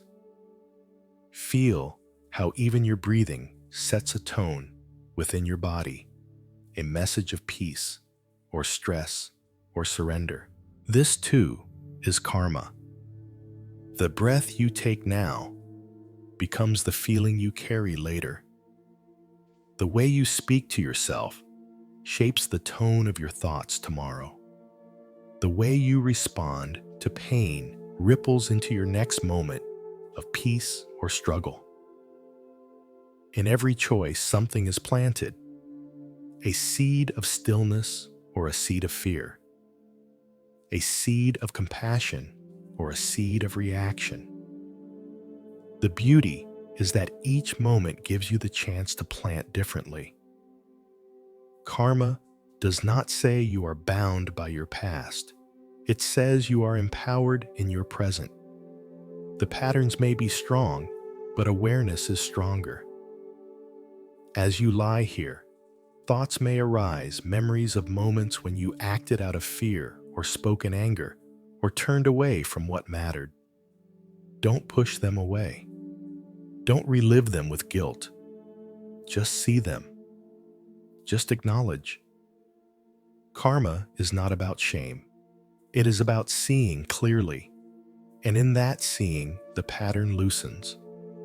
The cycle weakens. The next step becomes freer. You do not erase karma by punishing yourself. You soften it by choosing differently now. By breathing into this moment with awareness. By letting go of the need to always be right, to always defend, to always grasp. Even in the quiet of your bed, karma is unfolding. How you speak to yourself in these still hours shapes your dreams, shapes your rest, shapes how you rise to meet tomorrow. So speak gently. Think gently. Let the mind soften its grip on judgment. Feel the weight of your body as it settles into the bed. Each moment you rest with presence is an act of healing. Each time you choose not to tighten, not to resist, you are writing new karma. Karma of peace. Karma of kindness. Karma of spaciousness. This is not lofty. It is real. It is here in your breath, in your choice to listen instead of react, to observe instead of control, to feel instead of flee. Sometimes we fear karma because we believe we are trapped by what we have done. But karma is not a prison. It is a mirror. It reflects the energy you give, the patterns you hold. And a mirror is only painful if you refuse to look. But when you look, when you meet yourself with honesty and care, the reflection changes. You begin to see not just your actions, but your heart behind them. You begin to see the hurt that caused the anger, the fear that fed the silence, the longing behind the reaching. And in that seeing, compassion arises for yourself, for others, for everyone caught in the momentum of pain. Breathe into that compassion now, not as a performance, not as an obligation, just as a soft truth. Everyone is shaped by causes and conditions. You too. You did not begin your story from nowhere, and yet now you are awake. Now you are aware. Now you can choose to respond differently. Even in rest, your energy is shaping the future. Let it be gentle. Let it be kind. Let it be peaceful. In Zen, karma is not only about what happens to you, it is about how you relate to what happens. Two people can face the same storm. One resists and breaks. The other yields and bends. The storm does not decide who suffers. Response does, and response is within your awareness. Even now, as your mind drifts, as your body lies in softness, you are practicing response. Practicing non-reactivity. Practicing presence. Feel into the truth that no effort is wasted. Every moment of mindfulness plants a seed. It may bloom tomorrow or years from now, but it is never lost. Even your intention to be peaceful, even your desire to wake up gently, creates a shift in the current. The river may still flow in old directions, but you are learning to guide the boat. Not with struggle, but with clarity. Not with control, but with openness. Let your karma unfold now in the most subtle of ways, in how you exhale, in how you release the tension in your brow, in how you choose not to follow that thought that just passed by. These are not small acts. These are the new roots of your path. And as you rest, know that this rest, too, is part of your karma. You are creating space for healing, for wisdom, for return. There is nothing to fear in the law of karma. It is not waiting to punish, it is waiting to teach. And you are a student who is now awake enough to listen. Let your listening be soft. Let your learning be gentle. The more you accept your power in this moment, the more the patterns begin to shift. So, breathe now into the silence again, into the stillness. Let go of the past without denying it. Let go of the future without reaching for it. Just be here in the ripple of your own intention. May it be kind. May it be clear.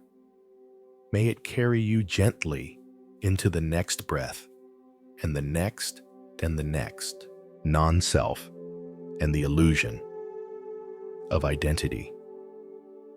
You've lived your life with the deep belief that there is a solid you, moving through time, a fixed self with boundaries, with preferences, with a personal history tightly stitched into your skin. You say, I am this, or I am not that, and the mind builds a temple around those declarations. But in Buddhism, there is a gentle unraveling of this idea. Not to take something away, but to reveal the freedom that lies beneath it.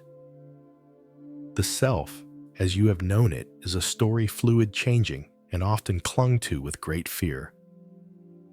The idea of I becomes a container, and inside it, you lock away your joy, your pain, your truth. But what if there was no solid I to defend? What if what you are is not a noun, but a verb, not a thing, but a flowing presence? That is what Zen calls non-self, not the absence of you, but the absence of the prison built around you. Feel into this now. Think of all the roles you play: daughter, friend, thinker, creator, achiever. All those names are like clothes. You wear them, but they are not your skin. Beneath them, you remain untouched, aware, observing, silent. Even your thoughts are not truly yours. They come and go, often uninvited. Emotions, too rising, falling like waves in a sea that doesn't need to be claimed. So where is the self? Where is the fixed point? You look and you find only movement, only process, only awareness, watching awareness. Let that bring a sense of relief. You are not confined to the story you tell about yourself. You are not trapped by your past, your name, your habits. Each breath is a rebirth. Each moment a chance to meet life without dragging along the weight of identity. You may remember something painful from childhood and feel it move through your body like wind through a hallway. But you are not that child anymore, and even that child was not one fixed self. She was a series of moments, impressions, expressions. You do not have to keep repeating her story. Breathe into this freedom. Let the breath move in, not to reinforce identity, but to soften it.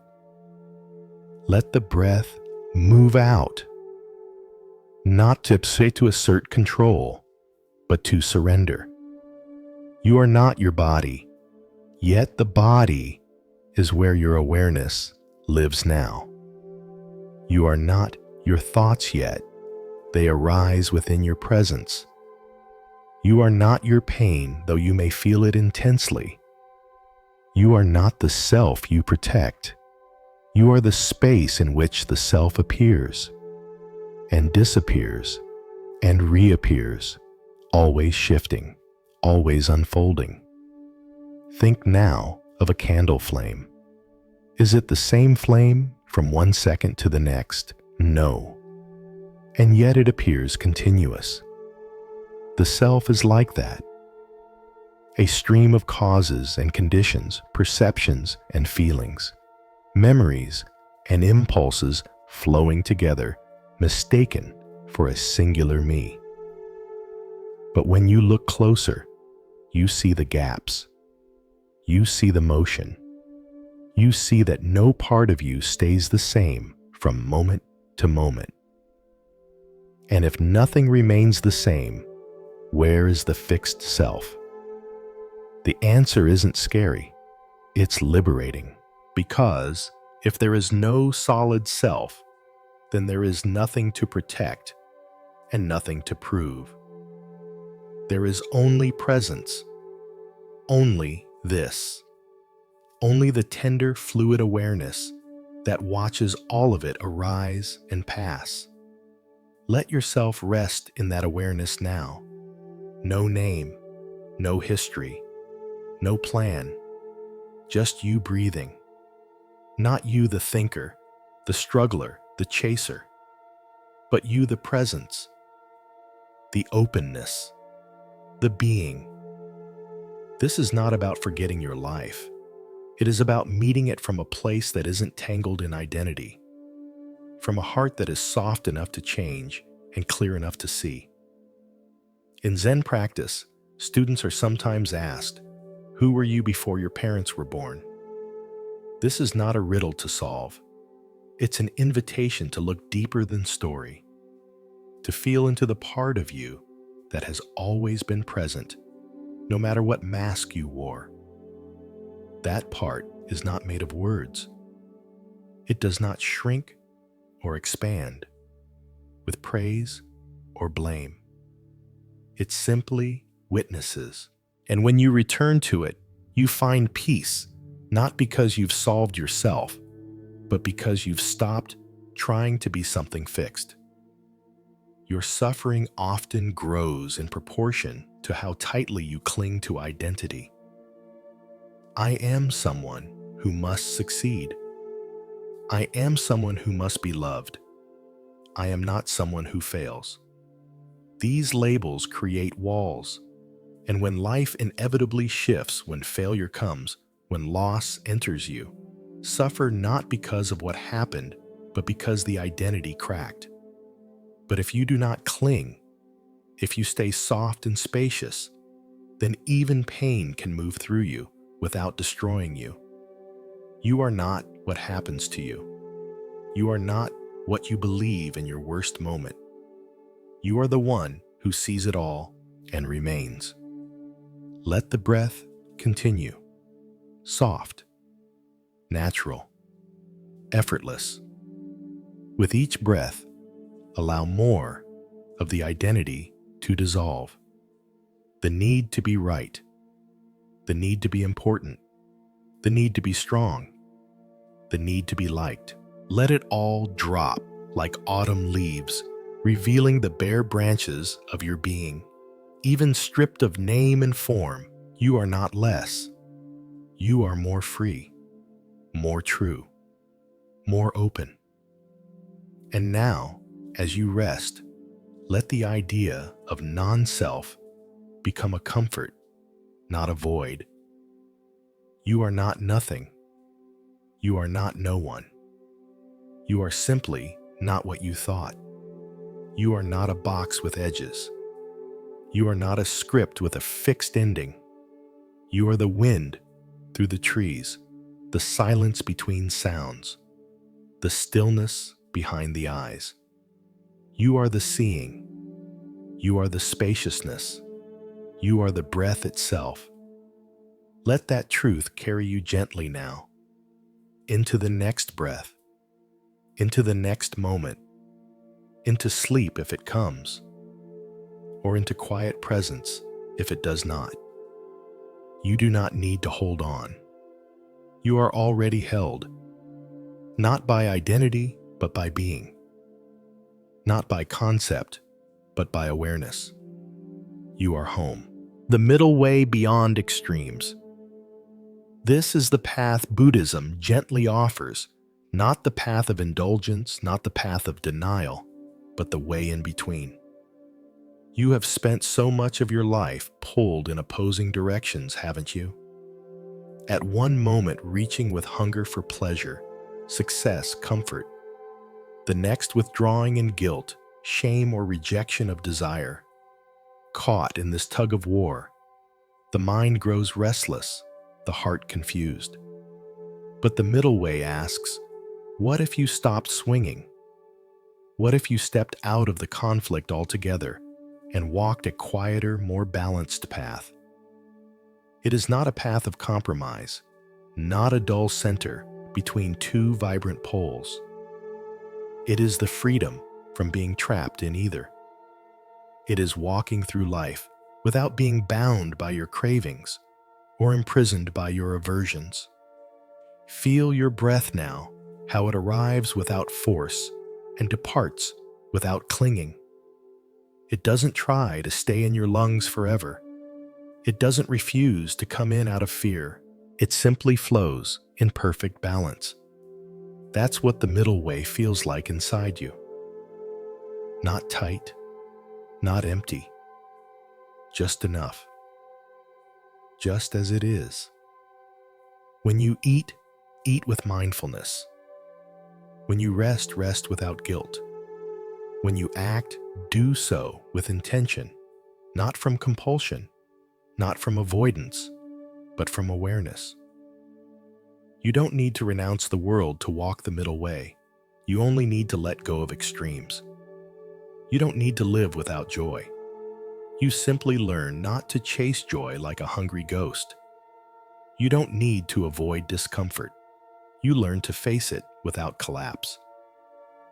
Imagine now the mind like a pendulum swinging from side to side. I must be better, it says, and it swings toward striving. I will never be enough, it says, and it swings toward despair.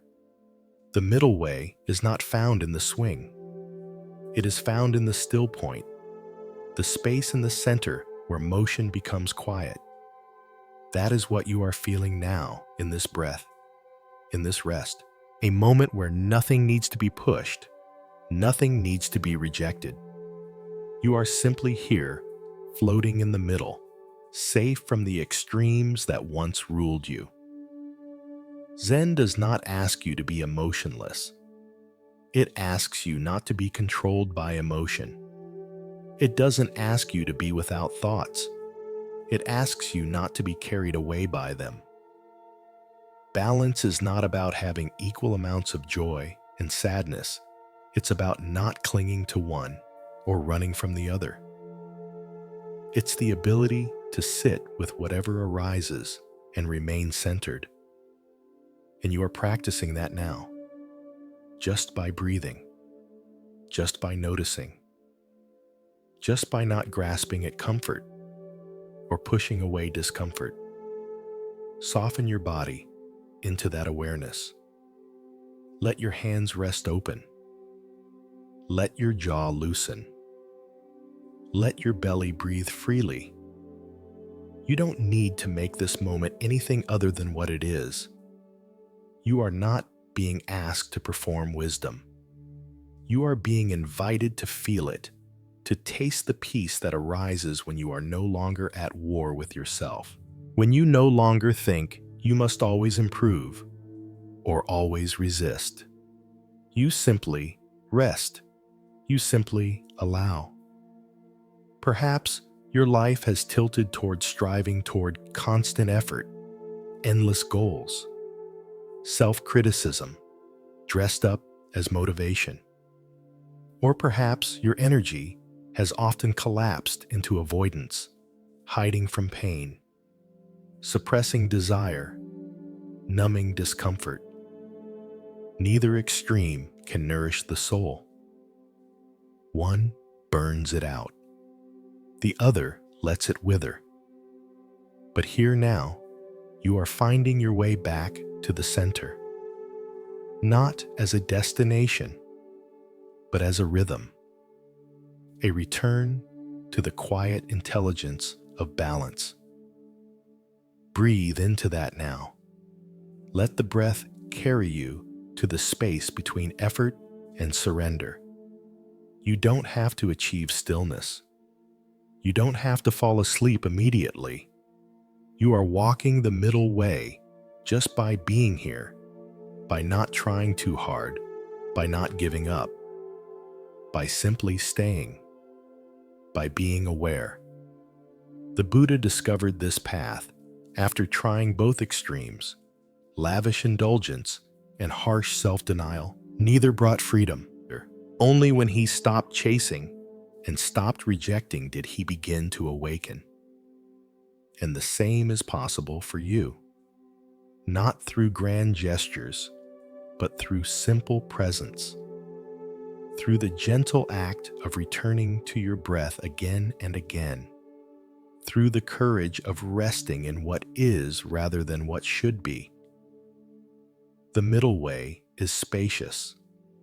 It makes room for all of you, the tired parts, the restless parts, the joyful and grieving and uncertain parts. It says, come as you are, stay a while. Let go of trying to be perfect. Let go of hiding your flaws. There is a quiet steadiness in this path, like a river that flows without rushing, like a mountain that stands without pushing. You are allowed to flow. You are allowed to rest. You are allowed to be both light and shadow, both clarity and confusion. Let that truth settle into your breath now. Feel how it frees you from needing to control the moment, from needing to fix the mind, from needing to reach for more or shrink into less. You are here, and that is enough. The middle way is not dramatic. It is not loud. It is not something to display. It is lived in silence, felt in the body, known in the heart. As you lie here, you are practicing the deepest wisdom, the wisdom of non-extremes, the wisdom of not forcing your way into peace and not running from discomfort. You are simply allowing what is here to be here, without judgment, without grasping, without fear. This is your return to balance. This is the moment when the pendulum slows, when the storm quiets, when the breath becomes the only teacher you need. Follow it. Let it show you the middle way. Let it carry you gently through the night, like a small boat floating between the banks of effort and ease. You are not too much. You are not too little. You are simply enough as you are. Life is not personal. At first, those words may feel strange, even cold. After all, everything that has happened to you feels so deeply personal. The heartbreak, the betrayal, the joy, the loss, the moments of connection and isolation. It has felt as though life has rewarded you or hurt you based on who you are. The mind forms patterns around this belief. Why is this happening to me?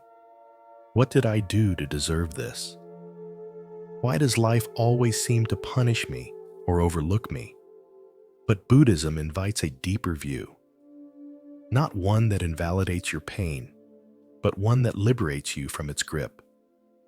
The truth is, life flows according to causes and conditions, not preferences. It does not single you out. The rain falls on everyone. The sun shines on everyone. Illness, loss, joy, change, they are not personal events. They are part of the great unfolding, the movement of the world beyond your control, beyond your story. Take a breath and feel into this now. Feel the relief of it. If life is not personal, then you are not being targeted. You are not being punished. You are not being ignored. Life is simply being life. The wind moves through the trees, not because it chooses one branch over another, but because it moves. The waves crash against the shore, not because the sea is angry with you, but because it is the nature of the ocean to move. Your suffering often deepens, not because of what happens, but because of the story the mind tells about it. Why me? What does this mean about me? But what if it means nothing about you? What if it just is? This is not to say your experiences don't matter. They do. Your feelings are real. Your grief is valid.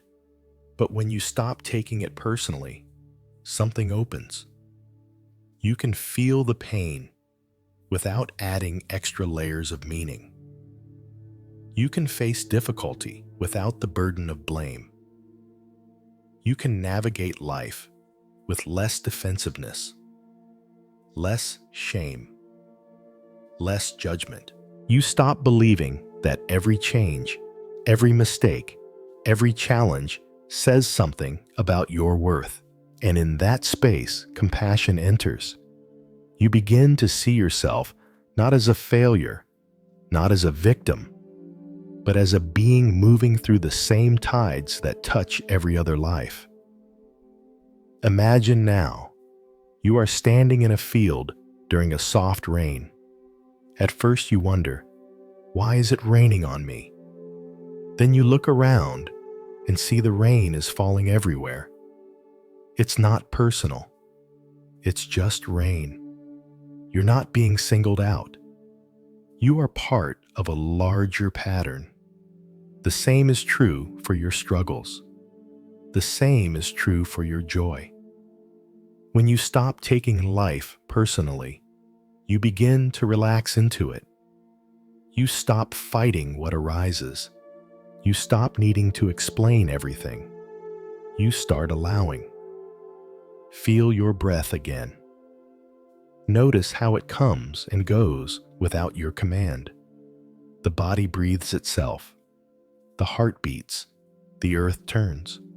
These movements are not personal. They are part of the great fabric of being. And when something difficult comes, you can meet it like the ocean meets the sky. Not with resistance, but with spaciousness. You do not need to carry everything on your shoulders. You do not need to internalize every experience.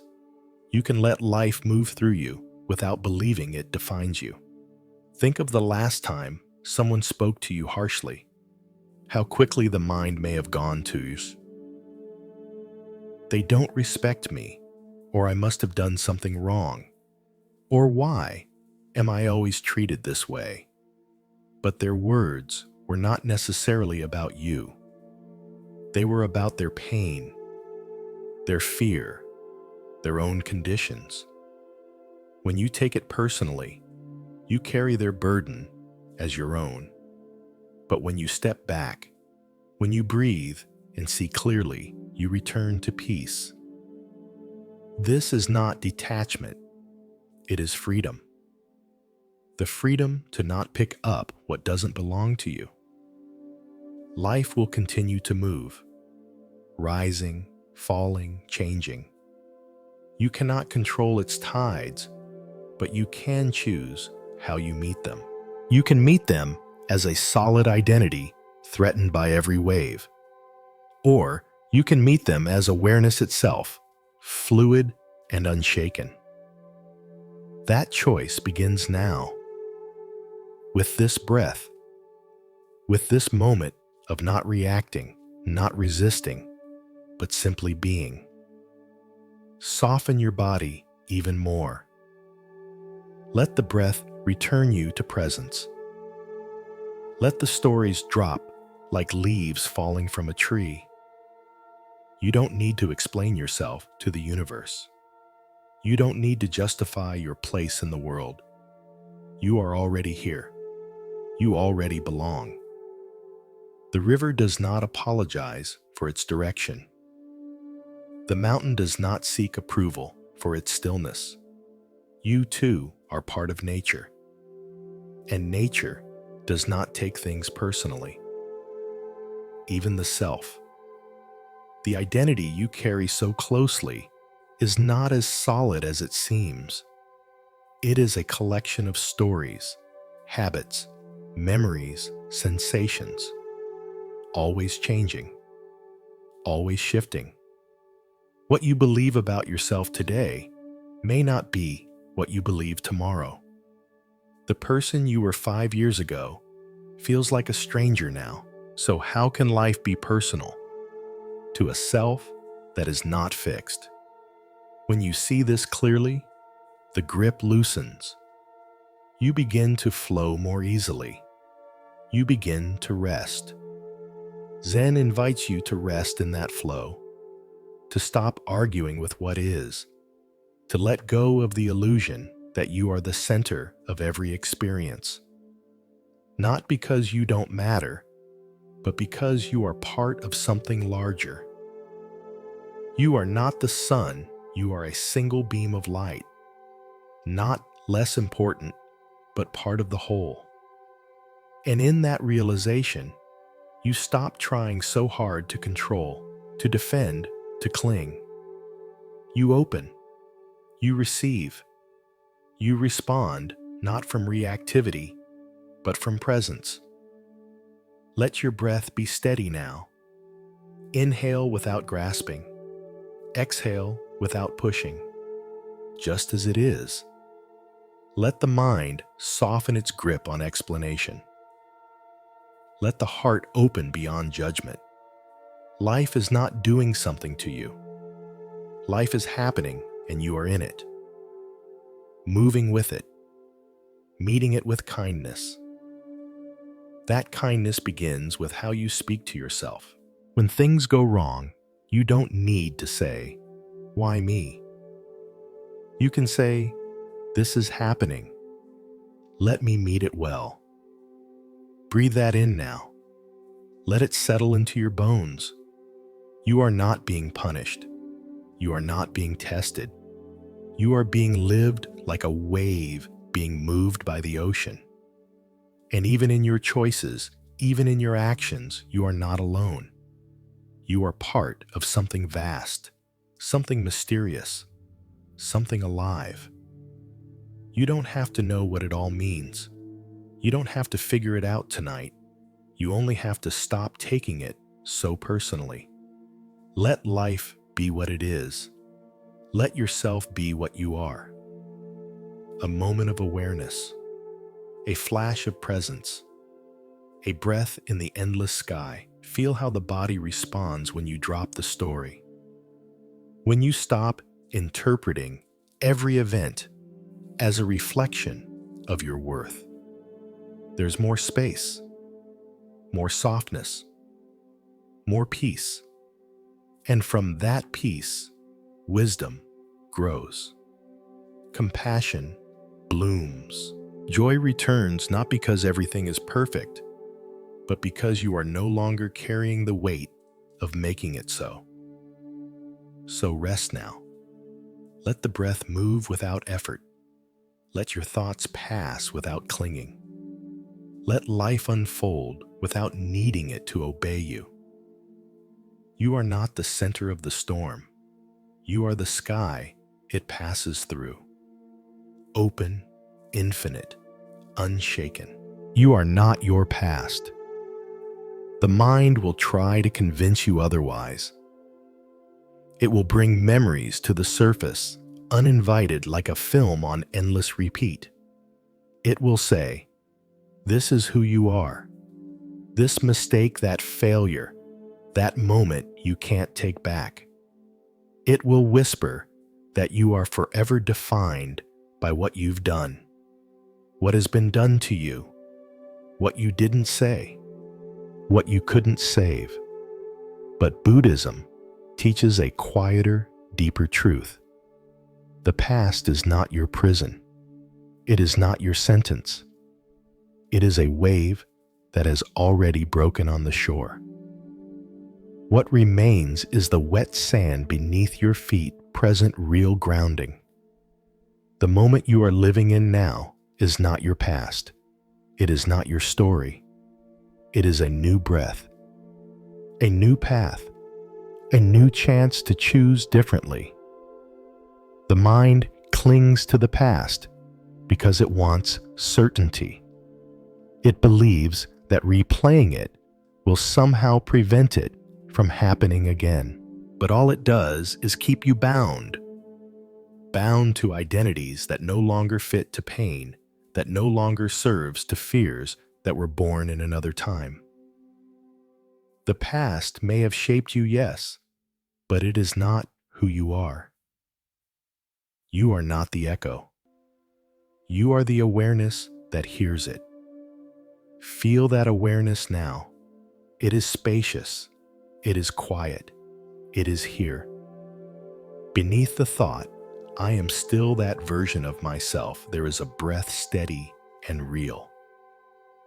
Beneath the emotion, "I don't deserve peace because of what I've done," there is a warmth in the chest that says, "I'm still alive." The past is like smoke, dense at first, choking, but always moving, always fading. You don't need to push it away. You only need to stop holding it so tightly. Imagine your memories as pages in a book. Some pages tear your heart open. Others make you smile. But the book is not your body. The book is not your breath. You are the one holding it. You are the one who can choose when to close it, when to read it, when to write a new page. So many people live as if they are sentenced to repeat themselves. "This is just who I am." But Zen gently asks, who is the I you speak of? The one who made that mistake 5 years ago. Is that truly you? Your cells have changed. Your breath has come and gone thousands of times. Your heart has felt things since then that you couldn't have imagined before. If everything inside you is changing, how can the past still be your definition? Let go of the idea that the past is a weight you must carry forever. It is not a backpack strapped to your back. It is a breeze that touched your skin and moved on. You may still feel the chill, but the wind itself is gone. Let that truth soften your body now. Let it unclench your jaw, relax your shoulders, slow your thoughts. There is no need to punish yourself for who you were. That version of you was learning. That version of you was reaching, hurting, reacting, surviving. You cannot become who you are now without having been who you were then. And if you're listening to this now, it means something inside you has already begun to shift, already begun to wake up, already begun to seek the light beyond the shadow. Breathe gently into that awakening. You don't have to understand it. You don't have to name it. Just trust that it's real. Healing does not mean erasing the past. It means changing your relationship to it. Instead of gripping it with shame, you hold it with tenderness. You say, "Yes, that happened. Yes, I wish I had known more. and now I do. So now I live differently. I choose differently. I respond with more presence, more kindness, more awareness. In this way, the past becomes a teacher, not a chain. Even your pain is not evidence that you are stuck. Sometimes the pain you feel now is the echo of a truth finally surfacing. You are not broken because you still feel sadness. You are not weak because the old wound still aches. You are simply alive. And being alive means you carry the imprints of what has touched you. But imprints are not cages. They are reminders, and reminders can be met with breath, with stillness, with spacious seeing. Let this breath now be a gesture of compassion toward the parts of you that are still living in the past. The inner child who didn't understand, the past self who tried their best, the version of you who made a decision out of fear. You do not need to erase them. You only need to hold them in awareness. Say gently to them, I see you, I understand now, and I am still here. That is what liberates, not denial, not repression, but gentle recognition followed by return. Return to what is now. Return to the sound of your breath. Return to the weight of your body resting safely in this moment. Nothing to change. Nothing to hide. Nothing to fix. Just the soft, quiet truth that you are no longer there. You are here. The moment you stop chasing the past, the moment you stop trying to rewrite it in your mind, you stepped back into your life, into your body, into the present. And the present is always new, always unwritten, always generous. There is deep wisdom in allowing the past to be past, not forgetting, but no longer bowing to it, not pretending, but no longer letting it define you. When the mind brings back an old scene, meet it with breath. When the heart tightens with an old fear, meet it with softness. You don't have to win an argument with your history. You only have to stop carrying it like a shield. When you drop the shield, your arms are free to embrace the now. Feel how much energy returns to you when you stop holding on. Feel how much space opens inside when you stop rehearsing what you cannot change. That space is where new life grows. That silence is where wisdom speaks. And what it says is simple. You are not your past. You are the presence that has survived it. You are the being that is still breathing, still choosing, still becoming. Let the breath deepen now, not as a task, but as a gift. Let the mind slow, not because you forced it, but because you no longer need it to control. You are safe in this stillness. You are whole in this awareness. The past may rise again in dreams, in thoughts, in memories. But now, you meet it differently. You meet it with calm, with clarity, with care. It cannot define you anymore. You have returned to the place where nothing defines you but this moment. And in this moment, you are free. So rest. Let the past be what it is. Let the present be your home. Let your breath be the bridge. You are not behind. You are not late. You are exactly where your healing begins. Pain and suffering are not the same. The body knows pain, sharp, dull, throbbing, sudden. It is part of being human. The body aches when it is injured, when it is ill, when it carries more than it was meant to hold. This kind of pain is inevitable, written into the fabric of existence. But suffering is different. Suffering is what the mind adds to pain. It is the story, the resistance, the judgment, the fear layered on top of the raw sensation. Pain says, "This hurts." Suffering says, "This should not be." Pain is a wave passing through the body. Suffering is grabbing the wave, refusing to let it move, insisting it take another shape. And so Buddhism teaches pain may be part of life, but suffering is optional.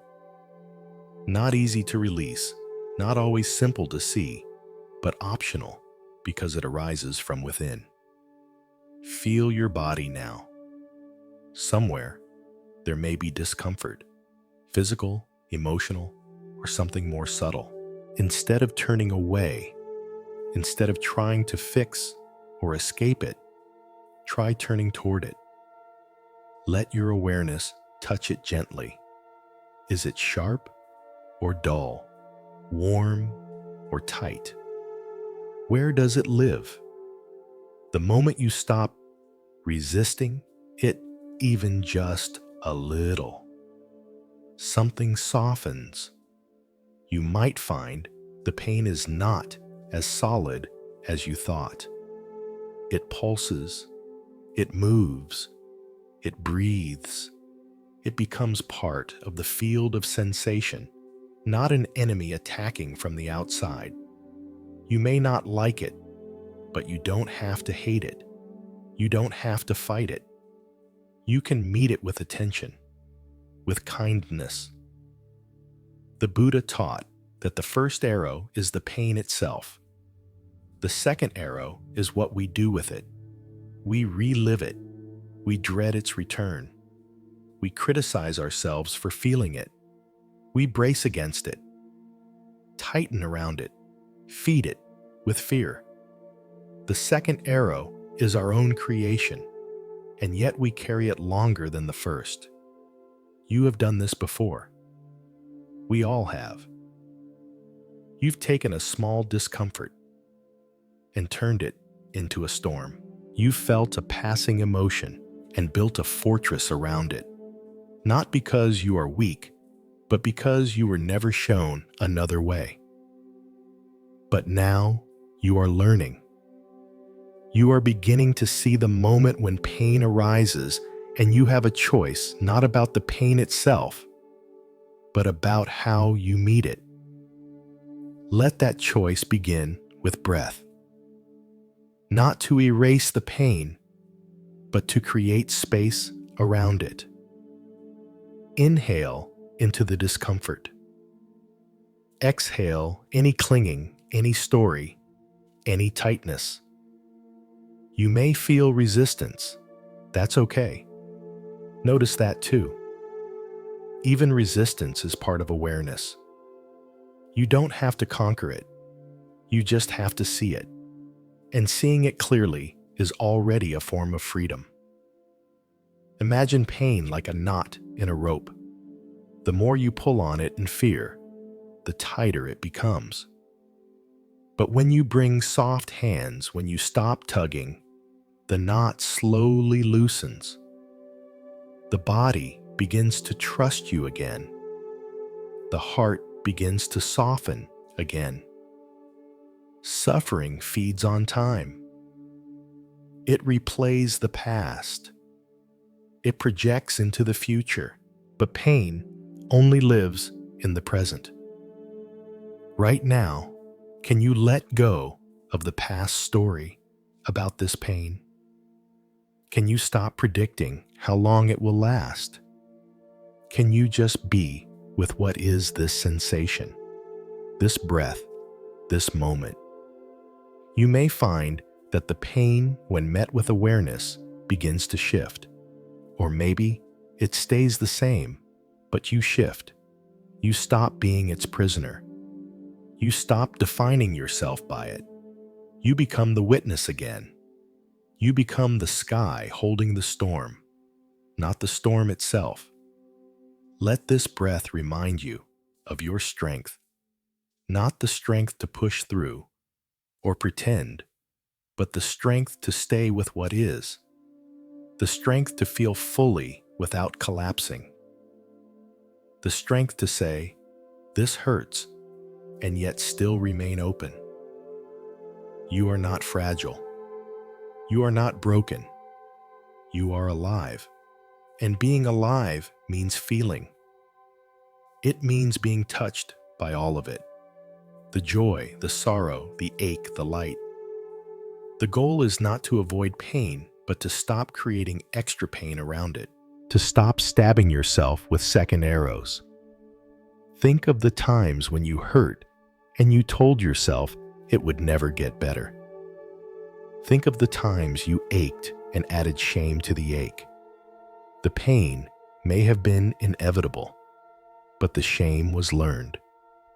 You don't have to keep carrying it. You can begin now to meet pain with care. You can begin now to stop making it personal. Pain comes, pain goes, but awareness remains. And awareness does not suffer. It sees, it feels, it holds, but it does not resist. Zen does not promise a life without pain, but it offers you a way of living where pain is no longer your identity, where pain is allowed to be part of the dance, not the whole choreography, where you don't have to smile through it or run from it. You simply include it. You breathe with it. You move with it until it passes or transforms or becomes something you understand more deeply. Let the body rest now in that truth. You are not doing anything wrong by feeling pain. You are not failing because you haven't healed completely. You are human. And every human life will encounter pain. But you don't need to add resistance. You don't need to build walls. You don't need to create a story about what pain means about who you are. You are not your wounds. You are the space in which healing can begin. So soften your face. Let your hands rest. Let your chest rise and fall with kindness. This body is not a battleground. It is a home. This breath is not a weapon. It is a comfort. And this awareness is not a judge. It is a witness. Let the pain be there if it is. Let it speak if it needs to. And when it quiets, let that silence be a blessing. And if it doesn't quiet yet, you still rest. You still breathe. You still remain the vast field of being that can contain discomfort without being overwhelmed. No longer needing to be rescued from experience. No longer needing every sensation to be pleasant. Just being here. Just being open. This is the path away from suffering, not through escape, but through intimacy. Not through suppression, but through acceptance. You do not become less by feeling pain. You become more whole, more honest, more compassionate, not just toward yourself, but toward everyone who suffers. So rest now, in this breath, in this body, in this awareness. You may feel pain, but you are not in chains. You may feel discomfort, but you are not alone. You are learning the art of being with life, not just the pretty parts, but all of it. And in that suffering begins to fade. It no longer finds a place to grip. It dissolves in the warmth of your attention. Let sleep come now if it will. Let wakefulness remain if it must.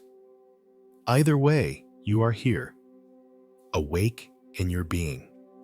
alive in your breath, and free even in the presence of pain. This moment is the path.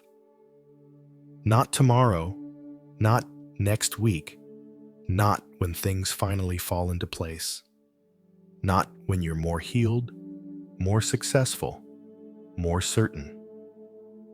The path is not something far away, waiting for your arrival. It is right here under your feet, woven into this very breath.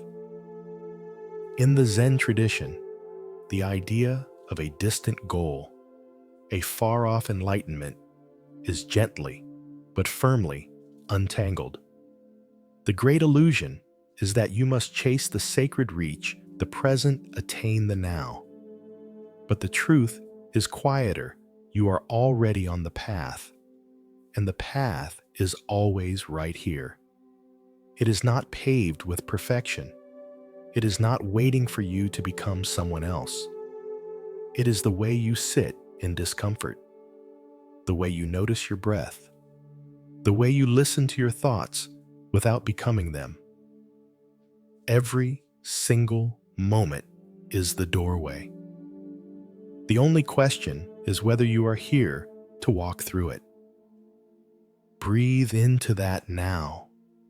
Let go of the search that says peace is somewhere else, that your purpose lives in a future moment, that your worth depends on a transformation not yet reached. All of that searching keeps you away from what's here, and what's here is enough. What's here is where life lives. You may say, "But I don't feel ready." That's okay. You can still walk this path. You may say, "But I'm hurting, I'm tired, I'm lost." That's okay. This moment doesn't require your readiness. It only invites your presence. The present moment is not always soft. It's not always peaceful. Sometimes it feels heavy. Sometimes it burns. But it's always real. It's always alive. And it always holds the truth of your experience. This is where you grow, not in imagined futures or edited memories, but in the raw, unfiltered now. That discomfort in your chest, it's a teacher. That breath you're breathing, it's the ground beneath your steps. That silence between thoughts, it's the space where you remember what you are.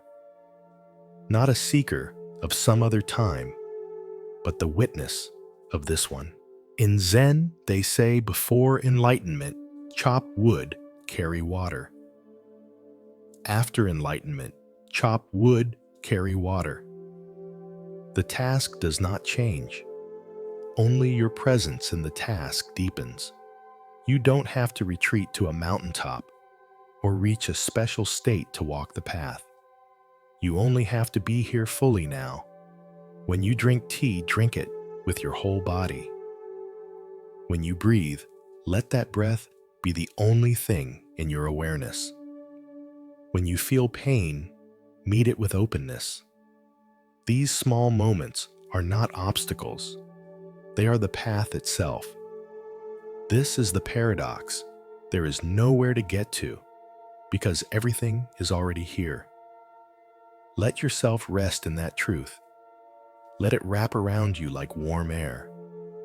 No more striving. No more delay. You've spent enough time postponing peace.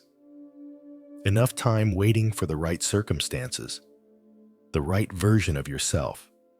But there will always be imperfections. There will always be unfinished pages. That is not failure. That is life. And life is now, not later. Feel your breath again anchoring you. That's all it's ever needed to do, to remind you that this moment is happening and you are alive in it. Feel the way your chest rises, the way your body sinks into stillness. Nothing extra is needed. You don't have to understand everything. You don't have to fix everything. You only have to stop running. Even if the mind wants to escape, even if the body feels restless, let them move. And you, stay. Stay with what is. Perhaps the moment feels uncomfortable. Perhaps it stirs sadness or loneliness. That's okay. Presence does not promise comfort. It promises aliveness. It promises truth. And within that truth, peace is born. Not the peace of everything being perfect, but the peace of not needing it to be. That is the quiet, radiant heart of Zen. Nothing to chase, nothing to push, just this step, just this breath. You may have spent years trying to get somewhere else, to become someone better, to leave behind the messy self. But now, you are invited to stop and look around. This is the path. This is the you who walks it. Not perfect, but real. Not finished, but enough. And the path itself doesn't need to be grand. It can be slow. It can be silent. It can be full of pauses. Every sigh, every blink, every heartbeat, it all counts. Every time you notice return, breathe, that is sacred. You are not waiting for your life to begin. You are in it right now. You are not rehearsing. You are living. And if this moment is heavy, you meet it gently. If this moment is light, you meet it with gratitude. If this moment is dull, you meet it with patience. The middle of the journey is still the journey. The waiting rooms of life still count as life. There is no stage too small, no feeling too subtle to be left out of the path. Let that bring you peace now, deep peace, the kind that does not depend on silence or stillness or understanding, the kind that comes from recognizing, I am already on the way. I have always been, even in my confusion, even in my pain. Even when I thought I was lost, I was walking. The path does not need your awareness to exist, but your awareness makes it visible, makes it rich, makes it sacred. Now, as your breath slows and the mind begins to quiet rest in the knowing that you are not late, you are not behind. This breath is not a detour, it is the way. This breath is not a pause, it is practice. This breath is not a waiting room, it is your life. Let it be full. Let it be simple. Let it be enough. There is nowhere else you need to be. Nothing else you need to become. Just soften. Just open. Just feel this moment like the first and the last. This moment is the path, and it will always lead you home. Let go. Deeper still. You may think you've already let go of control, of fear of old wounds, but the truth is letting go isn't a single act. It's a continuous softening, a layered release, like shedding a robe thread by thread. The mind lets go once and wants to be done. But the heart knows it's a deeper process, a spiral of surrender that brings you closer to your center each time. Letting go is not a failure. It is not giving up. It is a return to what's essential, a return to the breath, a return to the quiet knowing that you don't need to hold everything so tightly. You never did. And now, in this moment, you are invited to loosen your grip even more. Feel the places in your body that still hold tension. Maybe the shoulders, the jaw, the belly. Don't force them open. Don't demand relaxation. Just bring awareness. Just acknowledge I'm still holding here and breathe. Let the breath be warm water pouring over tight knots. Let it soften the places you didn't even realize were clenched. Sometimes the body holds on long after the mind has decided to let go. That's okay. This isn't about rushing. This isn't about fixing. This is about trusting the intelligence of release. Letting go doesn't mean forgetting. It doesn't mean you don't care. It doesn't mean what happened didn't matter. It means you are no longer using it to hold yourself hostage. It means you are no longer carrying what has already ended. The past is a wave that has already crashed. You can't make it crash differently. You can't unlive what has been lived. But you can stop standing in the foam, waiting for it to replay. You can take a step forward, even if it's small. You can breathe into the next moment, even if your heart is still bruised. Letting go is not erasing. It is making space. And in that space, something new can grow. Sometimes, what you're holding isn't even yours. Old expectations passed down like heirlooms. Guilt that doesn't belong to you. Identities you never chose.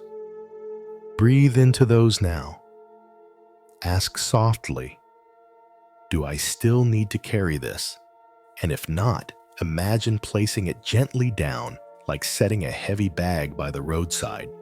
You don't need to throw it. You don't need to fight it. Just set it down and notice how the body responds. Often, when we let go of the unnecessary, we don't feel lighter immediately. We feel exposed, vulnerable, like we've lost something familiar. But stay with it, because beyond that vulnerability is space. And space is where freedom begins. Zen practice is built on this constant releasing. Not to become numb, but to become clear. Not to reject the world, but to stop clinging to its illusions. The illusion of control. The illusion of permanence. The illusion that anything you grasp will stay as it is. Letting go allows you to love more deeply, not less, because you are no longer trying to possess. You are simply present, fully with what is knowing it will change. And in that presence, there is peace. Feel that presence now, in this breath, this inhale that asks for nothing, this exhale that takes nothing with it. You are not being asked to abandon your life, only to stop gripping it with fear, only to allow its natural flow. The leaves fall when they're ready. The river bends when the earth invites it. The heart opens when it no longer has to defend. Let go of trying to get it right. Let go of the belief that peace comes through perfection. It never has.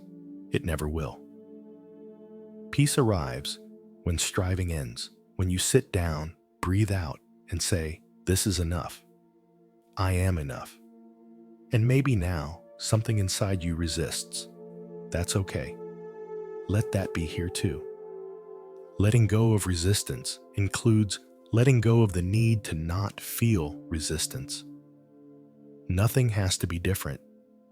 Nothing has to be cleaned up before you rest. You don't have to earn this softness. You don't have to prove your worth before releasing the weight. All of that is old patterning.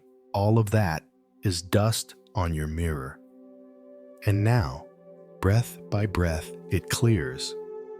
Let your breath guide you deeper. With every exhale, feel gravity helping you soften. The bed holding you without condition. the earth beneath supporting you without question. You do not need to fight anymore. Not tonight, not now. Just feel the breath. Just feel the warmth in your chest. Just feel the quiet hum of being alive. There may be grief in letting go, the grief of losing the known.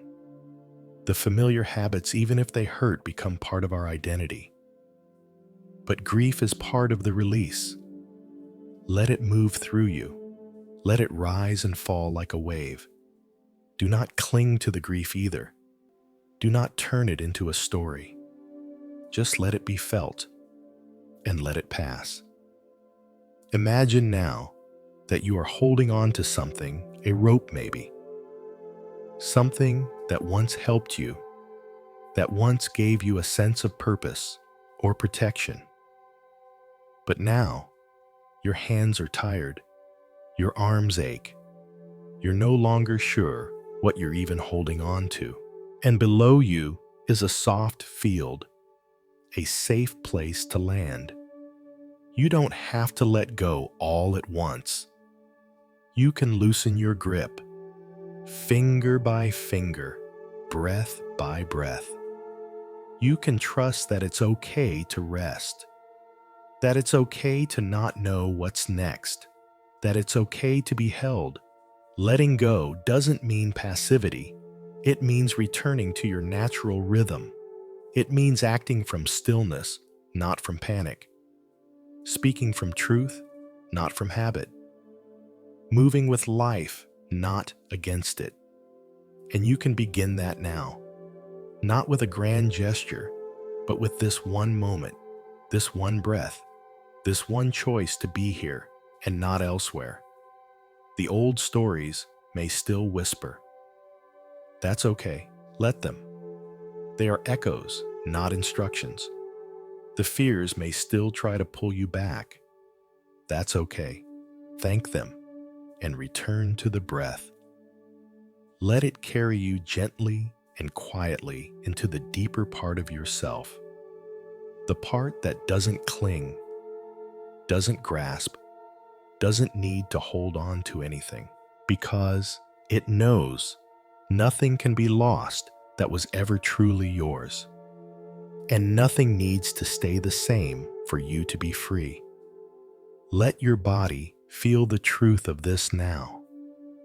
Let your jaw loosen. Let your belly soften. Let your eyes rest behind the lids. This is surrender, not collapse, but openness. Not defeat, but trust. You are not giving up. You are giving in to this moment, to this breath, to the path that has always been waiting beneath the burden you thought you had to carry. So breathe and let go. Deeper still.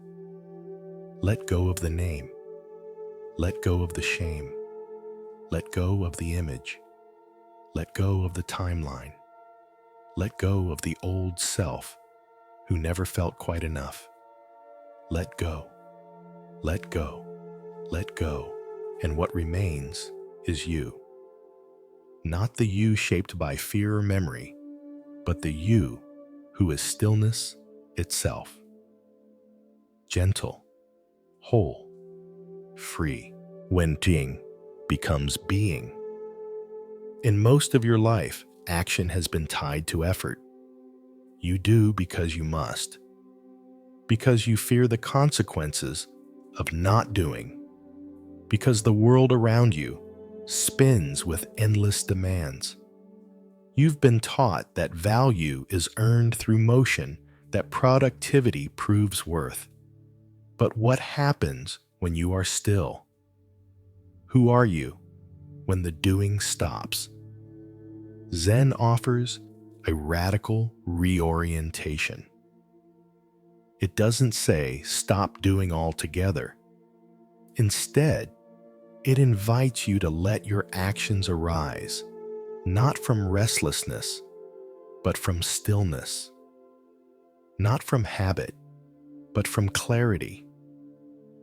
This is when being becomes being, when the line between motion and presence dissolves, when the act of walking is not about reaching a destination, but about being completely present with each step, when washing the dishes is not a chore, but a meditation, when saying a word is not performance, but truth flowing out of silence. Breathe into this now. Let the breath show you how life can move without force. Notice how your lungs expand, not because you command them to, but because your body trusts life enough to breathe. The heart beats without your permission. The stars wheel above you without your effort. There is a wisdom in that, an intelligence deeper than planning, more subtle than control. When you live from this awareness, your actions change. You stop rushing. You stop chasing. You move in rhythm with what is not what should be. You begin to act without resistance. Doing from stillness doesn't mean you become passive. It means your movement is aligned.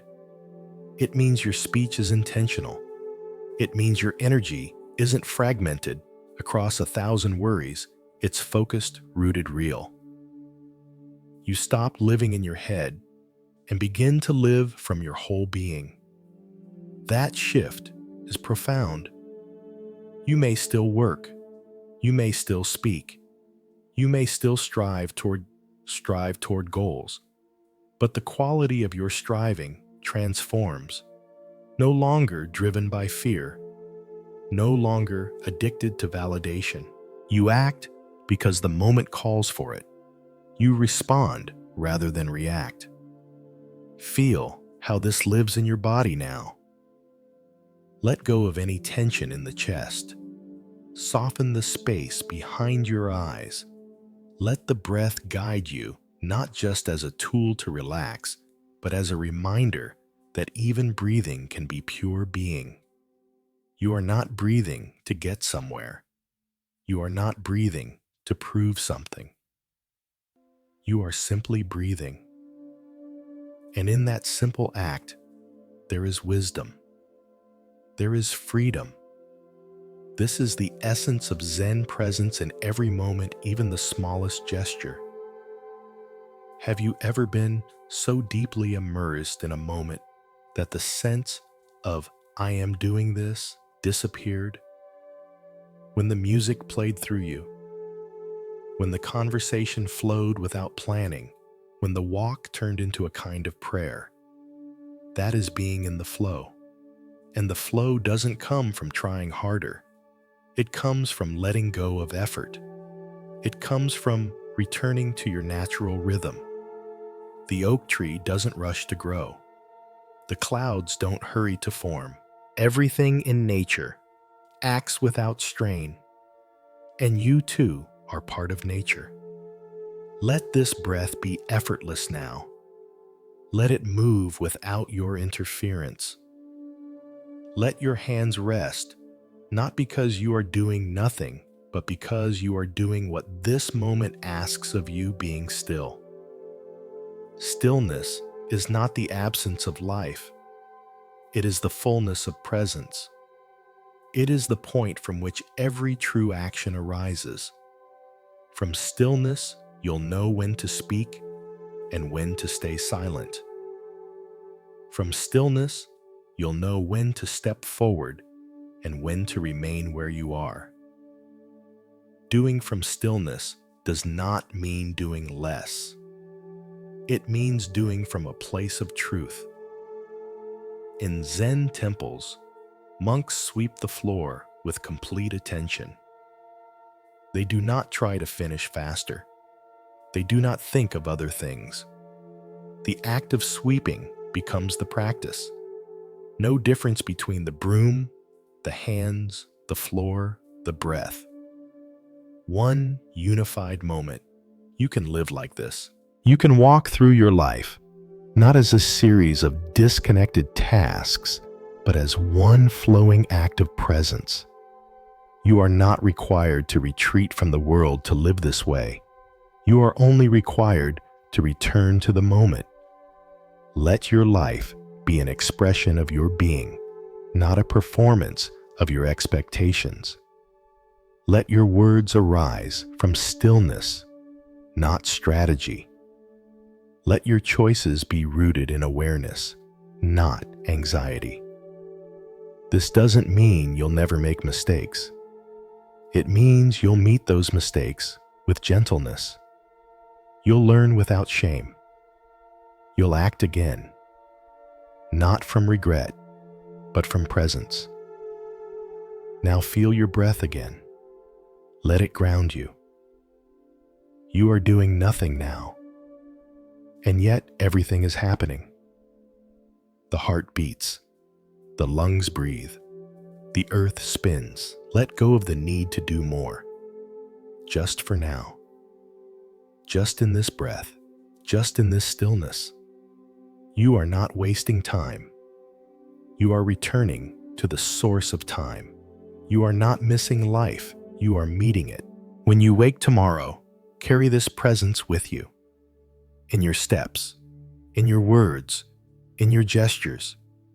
Let each act be whole. Let each task be enough. Do not rush through your life hoping to arrive somewhere better. There is nowhere better than now. There is no deeper truth than being. Let yourself drift into rest if that is what this moment calls for.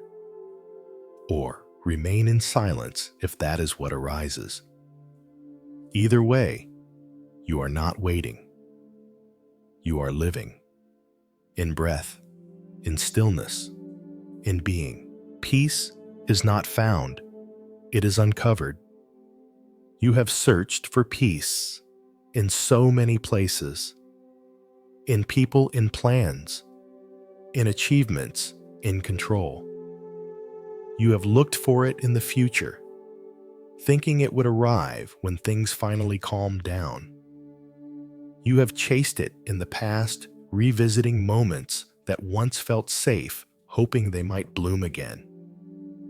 You've read books, made lists, created strategies, all with the quiet hope that peace could be created, summoned, earned. But peace does not come because you hunt for it. It comes when you stop covering it up. Because peace has always been there, beneath the noise, beneath the striving, beneath the spinning thoughts. It's not something to bring in from outside. It's something that's revealed when you stop adding layers to the moment. Right now, let yourself stop adding. Stop trying to fix this breath. Stop trying to shape this experience. You are not here to achieve peace. You are here to remember it. Imagine now that peace is like a clear lake at the bottom of your being. The surface may have been stirred by wind, worry, memory, resistance, but the still water has never left. It is still there, waiting, not judging, not withholding, just waiting for the noise above to settle. Each breath helps that settling. Each time you don't follow a thought, you let the water still. Peace is not the absence of thoughts. It is the spaciousness around them. It is the willingness to let things be. It is the soft awareness that does not resist what arises. When you stop fighting the moment, peace begins to seep through the cracks. You start to feel it in small ways, in the quiet between breaths, in the weight of your body, sinking in the hum of presence that doesn't ask anything from you. Zen teaches that the more you grasp for peace, the more it slips away. But the moment you become still, it returns on its own, like a cat curling beside you when you stop trying to call it. Let yourself rest in this truth now. You are not far from peace. You are simply sitting above it. And with every breath, you lower yourself toward it. With every exhale, you soften into it. You do not have to be healed to feel peace. You do not have to understand everything. You only have to stop covering the present with your commentary. Stop narrating every moment. Stop judging every thought. Just feel. Just be. The peace is already here. Perhaps there is still tension somewhere in your body. That's okay. Let it be. Peace does not require total relaxation. It begins when you stop resisting what is. You can be tired and peaceful. You can be confused and peaceful. You can even feel pain. And if you stop fighting the pain, peace will hold you anyway. Because peace is not a mood. It is not a reward. It is not the absence of complexity. It is the space within which complexity unfolds. Feel that space now, not as something distant or abstract, but as something tangible, alive. Your breath flows through it. Your awareness moves within it. It is the quiet background to every sound, every thought, every heartbeat. It does not push or pull. It does not demand or retreat. It simply holds. Like the sky holds the clouds. Like the earth holds the roots.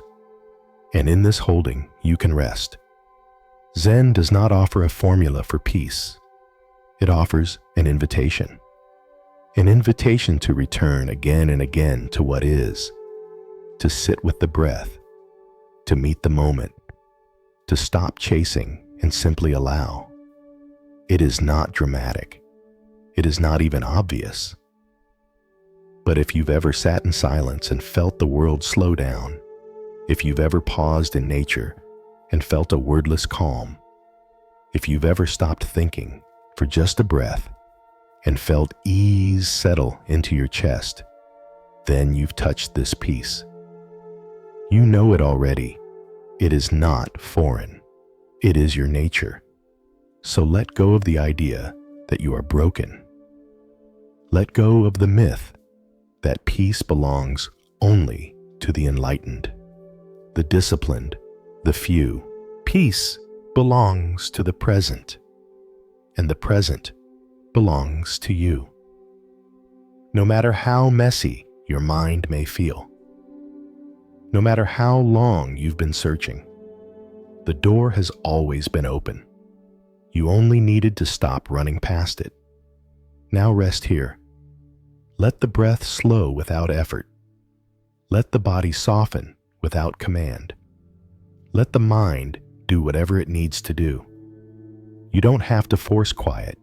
You only need to stop chasing noise. The deeper you listen, the more you'll notice a silence beneath the silence, a stillness that does not depend on anything else. That stillness is peace. It's not arriving, it's revealing. Let yourself receive it now, not as something you deserve, not as something you earn, but as something that was never gone.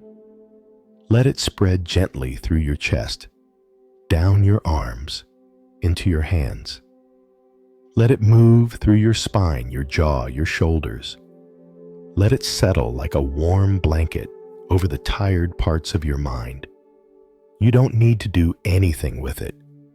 You don't even need to keep it. Just let it be here. You are allowed to rest. You are allowed to not know. You are allowed to feel what you feel and still touch peace. You are not waiting for peace to arrive. You are peeling away what hides it. You are uncovering what has always been yours. And as the night deepens and your body grows heavier and your breath becomes even slower, remember, this peace is not the end of the path.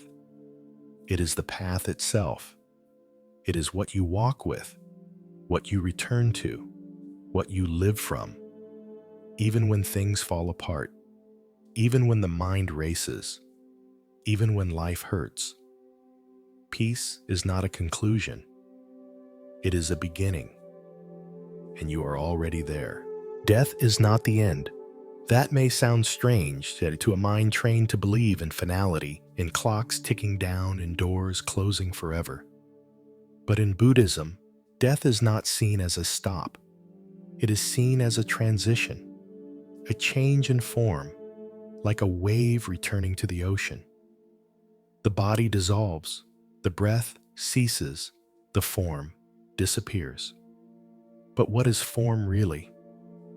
Just a pattern of conditions coming together. And what is the end of that pattern but the beginning of another? To die, in this view, is not to vanish. It is to shift, to become something else, somewhere else in a rhythm far older and wiser than the mind can grasp. Death is not a punishment. It is not a failure. It is part of the breath of existence. Inhale, exhale, arise, dissolve. Begin, return. Feel that rhythm in your own body now.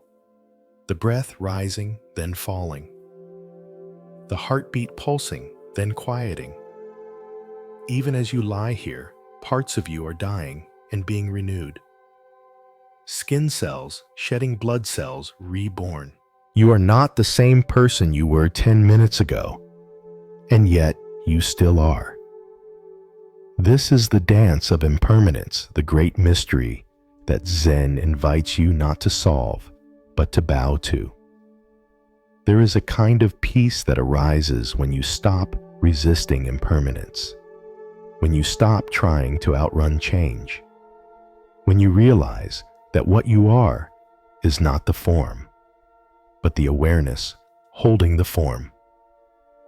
And awareness does not die. It shifts. It expands. It continues in ways that thought cannot follow. Let the fear soften now, the fear of endings of loss, of no longer being. You've touched this fear before, in moments of parting, in moments of silence, in the quiet dread that sometimes finds you late at night. But fear only grows in the absence of understanding. And what Zen offers is not a map beyond death, but a mirror for this moment. If you can learn to die to each moment, to let go, to release, to not cling, then physical death becomes less frightening. Because you've practiced, you've already let go again and again, with each exhale, with each surrender to the now. And what if death, instead of being a wall, is a door? A return to stillness. A reunion with something deeper. You don't need to believe in anything specific. You only need to open to the possibility that what you are is not limited to your name, your memories, your body. You are something wider, something quieter, something that was never born and therefore cannot truly die. Let that idea settle into your breath, not as dogma, not as escape, but as comfort, as spaciousness, as the loosening of fear's grip. In Buddhism, the moment of death is considered one of the most sacred, not because it is dramatic, but because it reveals truth. All the masks fall away, all the pretending stops. What remains is pure presence. And if you have practiced presence in life, you will meet death not as a stranger, but as an old friend. There's a famous Zen teaching, die before you die. It means let go of what you think you are before life takes it from you. Let go of the clinging self. Let go of the story. Let go of the illusion of permanence. And in doing so, discover something that cannot be taken awareness itself. You are practicing that now. lying here, breathing softly, resting in the awareness of your own impermanence. Not to scare yourself, but to free yourself, because when death is no longer feared, life becomes more vivid, more precious, more honest. You love more deeply because you know it will pass. You speak more kindly because you know the moment will not return. You cherish the small things, the sound of wind, the warmth of a hand, the quiet of night, because you see them not as permanent, but as gifts. Let yourself receive those gifts now. The sensation of your breath, the softness of your body, the silence around you. Each one will end, and that's what makes them beautiful. There is nothing morbid about accepting death. In fact, it is the beginning of wisdom, the beginning of compassion, the beginning of living without regret. Because when you no longer avoid endings, you stop avoiding beginnings. You stop numbing. You begin to live fully. There is a tenderness that arises in this awareness, a sacredness. You begin to bow to all things knowing they are fleeting. You begin to treat yourself with more gentleness because you too are passing. Not in despair, but in reverence. Not in fear, but in gratitude. This body is a temple that will not last. This mind is a breeze that will not stay. This moment is a flower that will not bloom again. And all of that is okay. It is more than okay. It is what makes everything matter. So breathe now, not to escape death, but to meet it with peace. Let each breath be a gesture of acceptance. Let each exhale be a tiny release. Let go of the fear, of the grasping, of the resistance. You don't need to know what comes next. You only need to be here now. This moment is the only eternity you'll ever truly touch. Make it full. Make it soft. Make it real. And when death comes, let it find you already free. Let it find you as someone who did not wait to live, as someone who loved with an open heart, as someone who sat quietly with the mystery and said, I don't know, but I'm here. Because in the end, that is all you ever needed to be. Here, awake, breathing. Let yourself drift now into sleep, or into stillness, or into whatever this moment offers. There is no end to awareness, no true line between life and what comes after. There is only the unfolding, the breath, the silence, the return, the dream of separation. For most of your life, you have felt like a self moving through a world of other selves, separate, distinct, trying to survive, trying to be seen.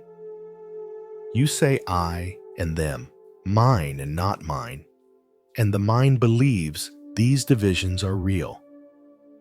But underneath that language, underneath the daily story of me and you and the world out there, there is something deeper. A quiet truth that Zen whispers into the spaces between thoughts. The separation is an illusion. There is no fixed boundary between you and life. What you call you is not a solid island, but a wave rising from the sea. And like a wave, you move, you curl, you crest, but you never stop being the ocean. The sense of being apart from others, from nature, from peace, it is a dream the mind keeps telling. but you can wake up. And that waking begins now. Let your breath guide you there. Feel how it enters from outside, becomes part of you, then leaves again. Is it ever truly separate? The air you breathe was the breath of trees, of strangers, of stars. Your skin touches the world and is touched by it. You are not watching life, you are life. The same awareness that animates you is moving in all things. In the breeze brushing your face, in the silence of the night, in the heartbeat of someone miles away who right now is also breathing. The boundaries you feel are real in form, but not in essence. The wall exists, but the space flows through it. This dream of being separate has created so much suffering. It makes you feel alone when you are not. It makes you compete when you could cooperate. It makes you judge others when beneath the surface their pain is not unlike yours. But when you begin to sense the interconnectedness of all things, something softens. You become less defensive, less guarded. You realize that when you hurt someone, you also hurt yourself. That when you hold kindness, it ripples outward, far beyond what you can see. Zen doesn't ask you to dissolve into nothing. It asks you to see through the illusion of fixed identity, to understand that the person you think of as you is not a thing, but a process, a movement, a flowing relationship with everything around you. You are not a drop lost in the sea. You are the sea appearing as a drop. That shift in perception is not poetic. It is transformational. Feel into it now.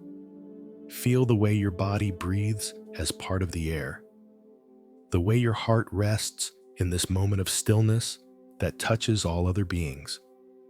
Resting, breathing, existing. You are not alone in your breath. You are part of a great inhale, a great exhale, pulsing through the world. And when you see that clearly, even for a moment, you return to something sacred. You return to connection. The mind may resist this.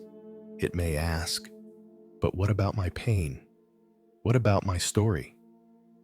Don't reject those questions. Hold them gently, and then look deeper. Ask, is this pain truly separate? Is my story truly mine alone? Or is it woven into a larger tapestry of human longing, loss, and love? Everyone you meet is carrying something tender. Everyone you pass has known some kind of ache. When you see this not as an idea, but as a lived reality, compassion arises naturally. You don't have to try. You simply understand. And in that understanding, the dream of separation begins to dissolve. So let yourself rest now, not as an isolated self, curled in a dark room, but as a part of the vast fabric of being, held by the same gravity, breathed by the same air, stilled by the same silence. The dream has been long. The illusion has been convincing. But now you are waking. And what you are waking to is not a new idea, but your original nature, interconnected open whole. Everything changes. Nothing is lost. That is the gentle paradox at the heart of Zen. You have watched things end relationships, seasons, versions of yourself. You've seen faces disappear from your life, places fade into memory, hopes turn into stories, And in those endings, there is often sorrow, a quiet grief that lingers. The mind says it's gone and believes it means forever. But Buddhism teaches that while form dissolves, the essence moves forward. Nothing is ever truly lost, it only changes. Just as water becomes cloud, and cloud becomes rain, what you once held close continues in other forms. The love that ended becomes wisdom. The friend who left becomes part of your silence. The version of you that fell apart made space for the one breathing here now. Let that understanding settle into your breath. You are not a collection of static moments. You are a stream always moving, always becoming. What was important to you 10 years ago may feel like a distant echo now, but it shaped the direction of your current step.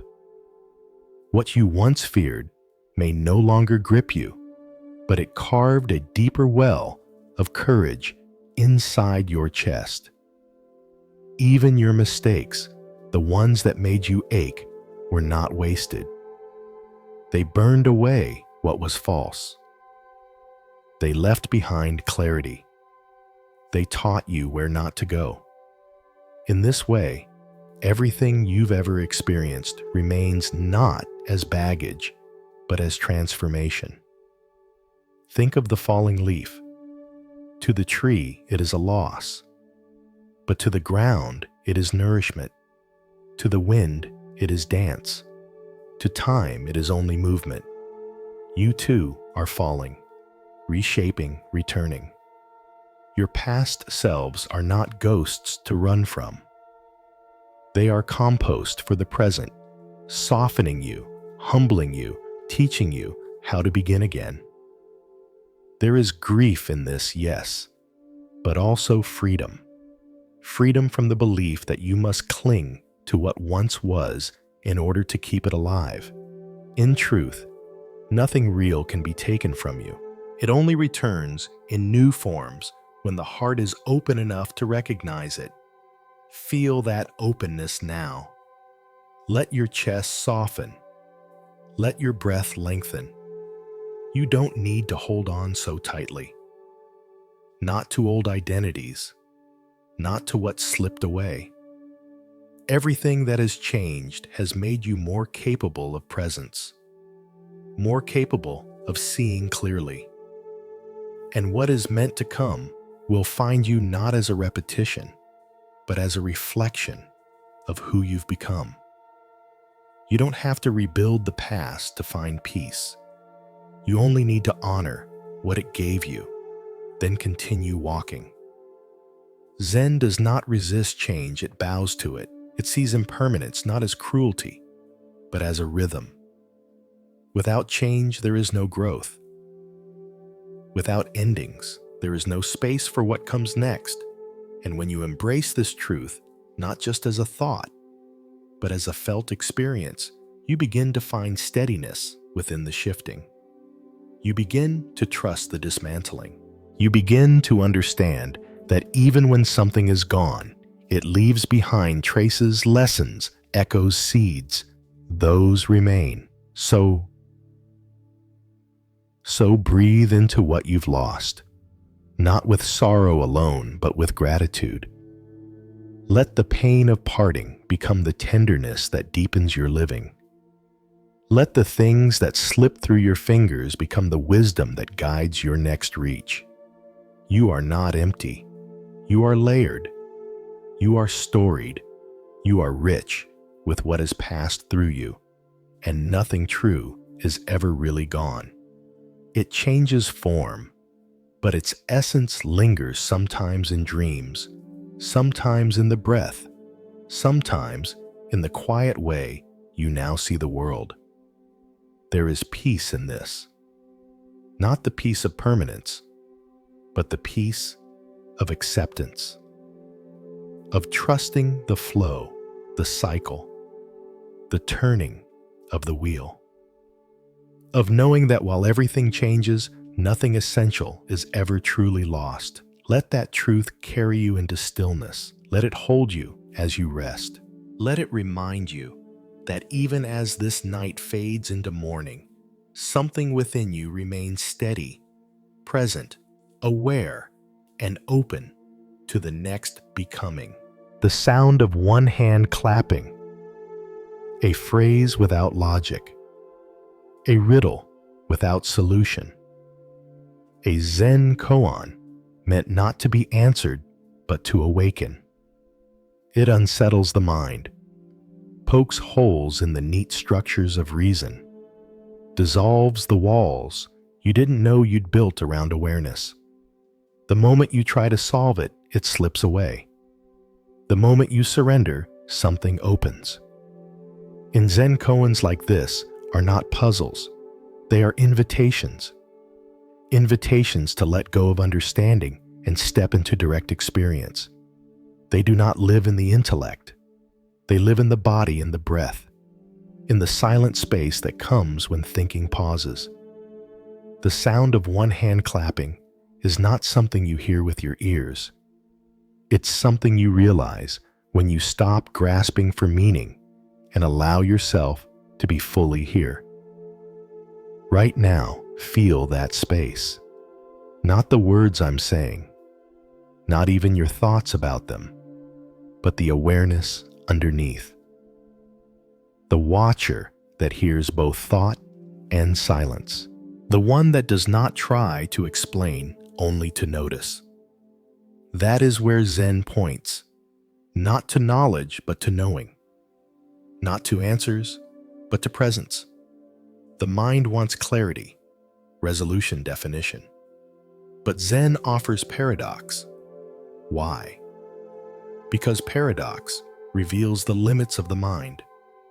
It leads you to the edge of logic and asks you to leap into something wider, into being, into the place where silence teaches more than sound. Let your breath slow now. Let your need to understand fade. Feel how much effort the mind spends trying to wrap the world in tidy packages. It tries to define what's right, what's real, what's next. But life is not a formula. It is a poem, a gesture, a question that never stops opening. When you accept this, you begin to soften. You begin to sit more comfortably inside the unknown, and in the unknown, you are more alive than ever. The sound of one hand clapping lives in this moment, in the quiet between thoughts, in the breath you're taking now, in the stillness behind your eyes. It is not a sound you hear. It is the sound of stopping, of not striving, of not needing to hold everything in place. It is the realization that truth does not arrive through grasping, but through surrender. When the Zen master asks the student to bring the sound of one hand, they are not asking for a trick. They are asking the student to return to what is already here, to the simplicity that cannot be spoken. And so tonight, you are asked the same. Not to solve, not to interpret, but to feel. To rest in the awareness that precedes thought. To dwell in the paradox without resisting it. That is the doorway, and you are standing at its threshold now. No need to step through. Just be here. Let the not knowing be enough. Let the mystery remain unbroken. You are not small for not having answers. You are vast for being willing to sit with the question. Let that realization spread through your body. Let it relax the parts of you still trying to understand. You don't need to name this moment. You don't need to define this peace. You only need to receive it fully, like rain falling on open hands, like moonlight resting on the river. There is no argument in this stillness, no conclusion, only the gentle rhythm of being. The sound of one hand clapping is the sound of your heart learning to listen without fear. the sound of your breath returning to its center, the sound of the world as it is, without commentary. You cannot capture it. You can only let it move through you. And in doing so, something inside remembers what it is to be free. Wake up, but do not rush. In a world that glorifies speed, urgency, and constant arrival, Zen gently offers another rhythm, one that honors slowness, one that respects silence, one that knows the deepest awakenings do not happen in flashes of lightning, but in the patient unfolding of a flower at dawn. You do not need to force your growth. You do not need to tear away the layers all at once. Awakening is not a race. It is a soft process, a long remembering, a quiet return. The same way the sun does not leap into the sky, but rises steadily, you too are meant to rise gently. Each breath, each pause, each moment of awareness is a part of that rising. And even now, as you lie here resting, not striving, you are waking slowly, truthfully, completely. Feel into that pace now. There is no urgency here. The breath does not rush. The heart beats at its own time.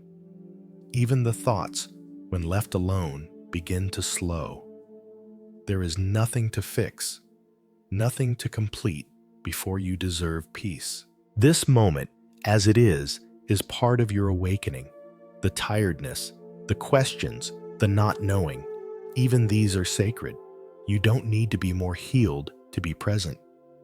You don't need to be more enlightened to be aware. You are already within the unfolding, already within the stream. Zen does not ask you to leap ahead. It asks you to stay with what is right here, because this breath, this sensation, this very stillness is where the path is always found. There may be a part of you that still wants to go faster. That says, I should be further by now. That judges the pace of your progress. Let that voice arise. Let it speak, and then let it pass. You don't need to obey it. You don't need to fight it either. Just meet it with kindness. Say, I hear you, but I am going slow on purpose. Because real change, real awakening is not hurried. It is deep. It roots itself in silence. It blossoms in patience. In Zen, there are monks who spend years doing the same task, walking the same path. Not to perfect a ritual, but to perfect presence. To learn that there is nothing more profound than being fully here. You too are learning this. Whether it has taken you months or decades, you are still arriving. An arrival is not a point on the map. It is a way of walking, a way of breathing, a way of being awake to this one precious moment. Soften into that awareness now. Let go of timelines. Let go of expectations. Let go of the illusion that something is missing. You are not behind. You are not late. The universe is not waiting for a more enlightened version of you. It welcomes the you who is waking slowly, who is learning how to open without forcing, who is finding clarity not through striving but through stillness. Feel your body resting in this knowing. You are being breathed. You are being supported. You are being guided not by force but by quiet intuition. You don't have to run to meet yourself. You only have to stop running from yourself. And in this rest, in this gentle awareness, you find the part of you that has never been lost, the part that has always been awake, waiting patiently for you to notice. Let this moment be enough. Let it be your teacher, Let it be your refuge. You do not have to wake up all at once. You only have to be willing. Willing to feel. Willing to slow down. Willing to listen. Awareness doesn't arrive with fanfare. It arises like mist lifting from a field, softly, quietly, perfectly timed. So rest, not as a pause from the journey, but as the journey itself. You are waking right now, not by force, not by speed, but by being exactly here in this breath, in this body, in this unfolding moment of your life. Compassion begins in stillness, not in performance, not in obligation, not even in effort, but in the deep, quiet space where you are fully present with your own pain. Before you can hold space for another, you must know how to sit with yourself. Not fix, not judge, just sit. To feel your sadness without pushing it away, to breathe with your tension without forcing it to soften, to allow yourself to be exactly as you are. That is where compassion is born, not from doing, but from being, from presence, from stillness. Compassion isn't something you have to chase or create. It naturally arises when the war within you begins to quiet. Let yourself feel into that stillness now. Not the stillness of frozen numbness, but the warm stillness that welcomes whatever arises. The kind that holds without clinging. The kind that notices without controlling. The kind that says, yes, even this belongs. You may think compassion requires strength, but in truth, it requires softness. It asks you to be with what you'd rather avoid, to sit beside your discomfort like an old friend who no longer frightens you. And when you found that for yourself, something changes. You begin to understand the pain of others not as abstract stories, but as echoes of your own. In the teachings of Zen, compassion isn't a feeling, it's a state of being. It's the natural response of a heart that has stopped closing itself off. A heart that no longer sees self and other as separate. And it doesn't look dramatic. Sometimes it's just the willingness to listen. Sometimes it's the courage to stay when someone is suffering. Sometimes it's as simple as not turning away from yourself or anyone else. Notice how compassion feels when it arises not as sentimentality, but as presence. A quiet clarity. A sense that nothing needs to be fixed right away. That the most healing thing you can offer is your attention. When someone is grieving, it's not your advice they need. It's your willingness to witness. When you are struggling, it's not your inner critic that will guide you. It's the part of you that can say, yes, this is hard, and I'm staying with you. Let the breath soften. Let your body receive this gentleness. Maybe there's a part of you that has been aching for this kind of compassion. Maybe it's been hidden beneath the surface, waiting for you to stop and turn inward. You can offer it now, not through words, but through presence. Place your hand gently on your chest, or simply bring your awareness there. Say nothing. Just breathe with it. That's enough. From this stillness, compassion spreads, like ripples from a single drop. When you stop judging yourself, you stop judging others. When you learn to forgive yourself, forgiveness for others becomes possible. You begin to understand that we are all doing the best we can with the awareness we have in each moment. That doesn't mean excusing harm.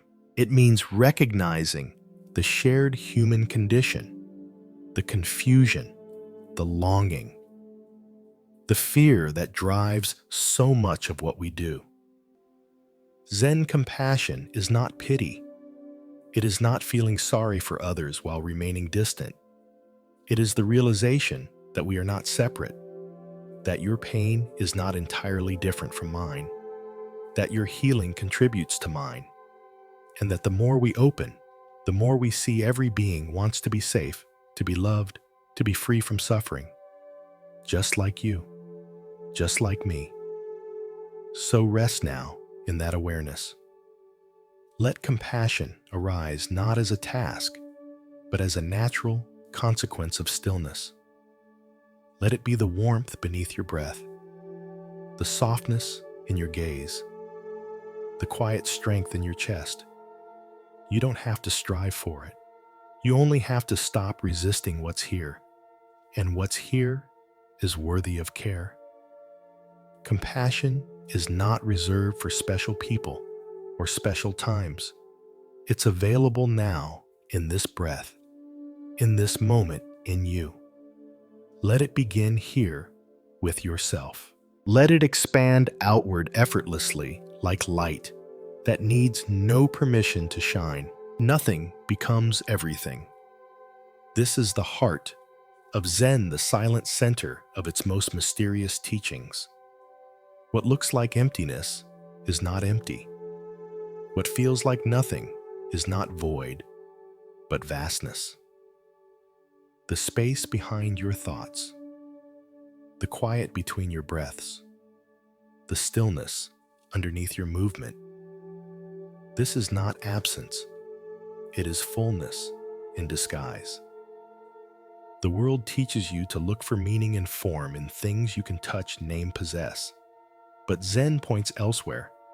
It asks you to pause, to sit in silence, to notice the space where nothing is happening, and then to feel how alive that space is, how it pulses, how it breathes, how it holds everything.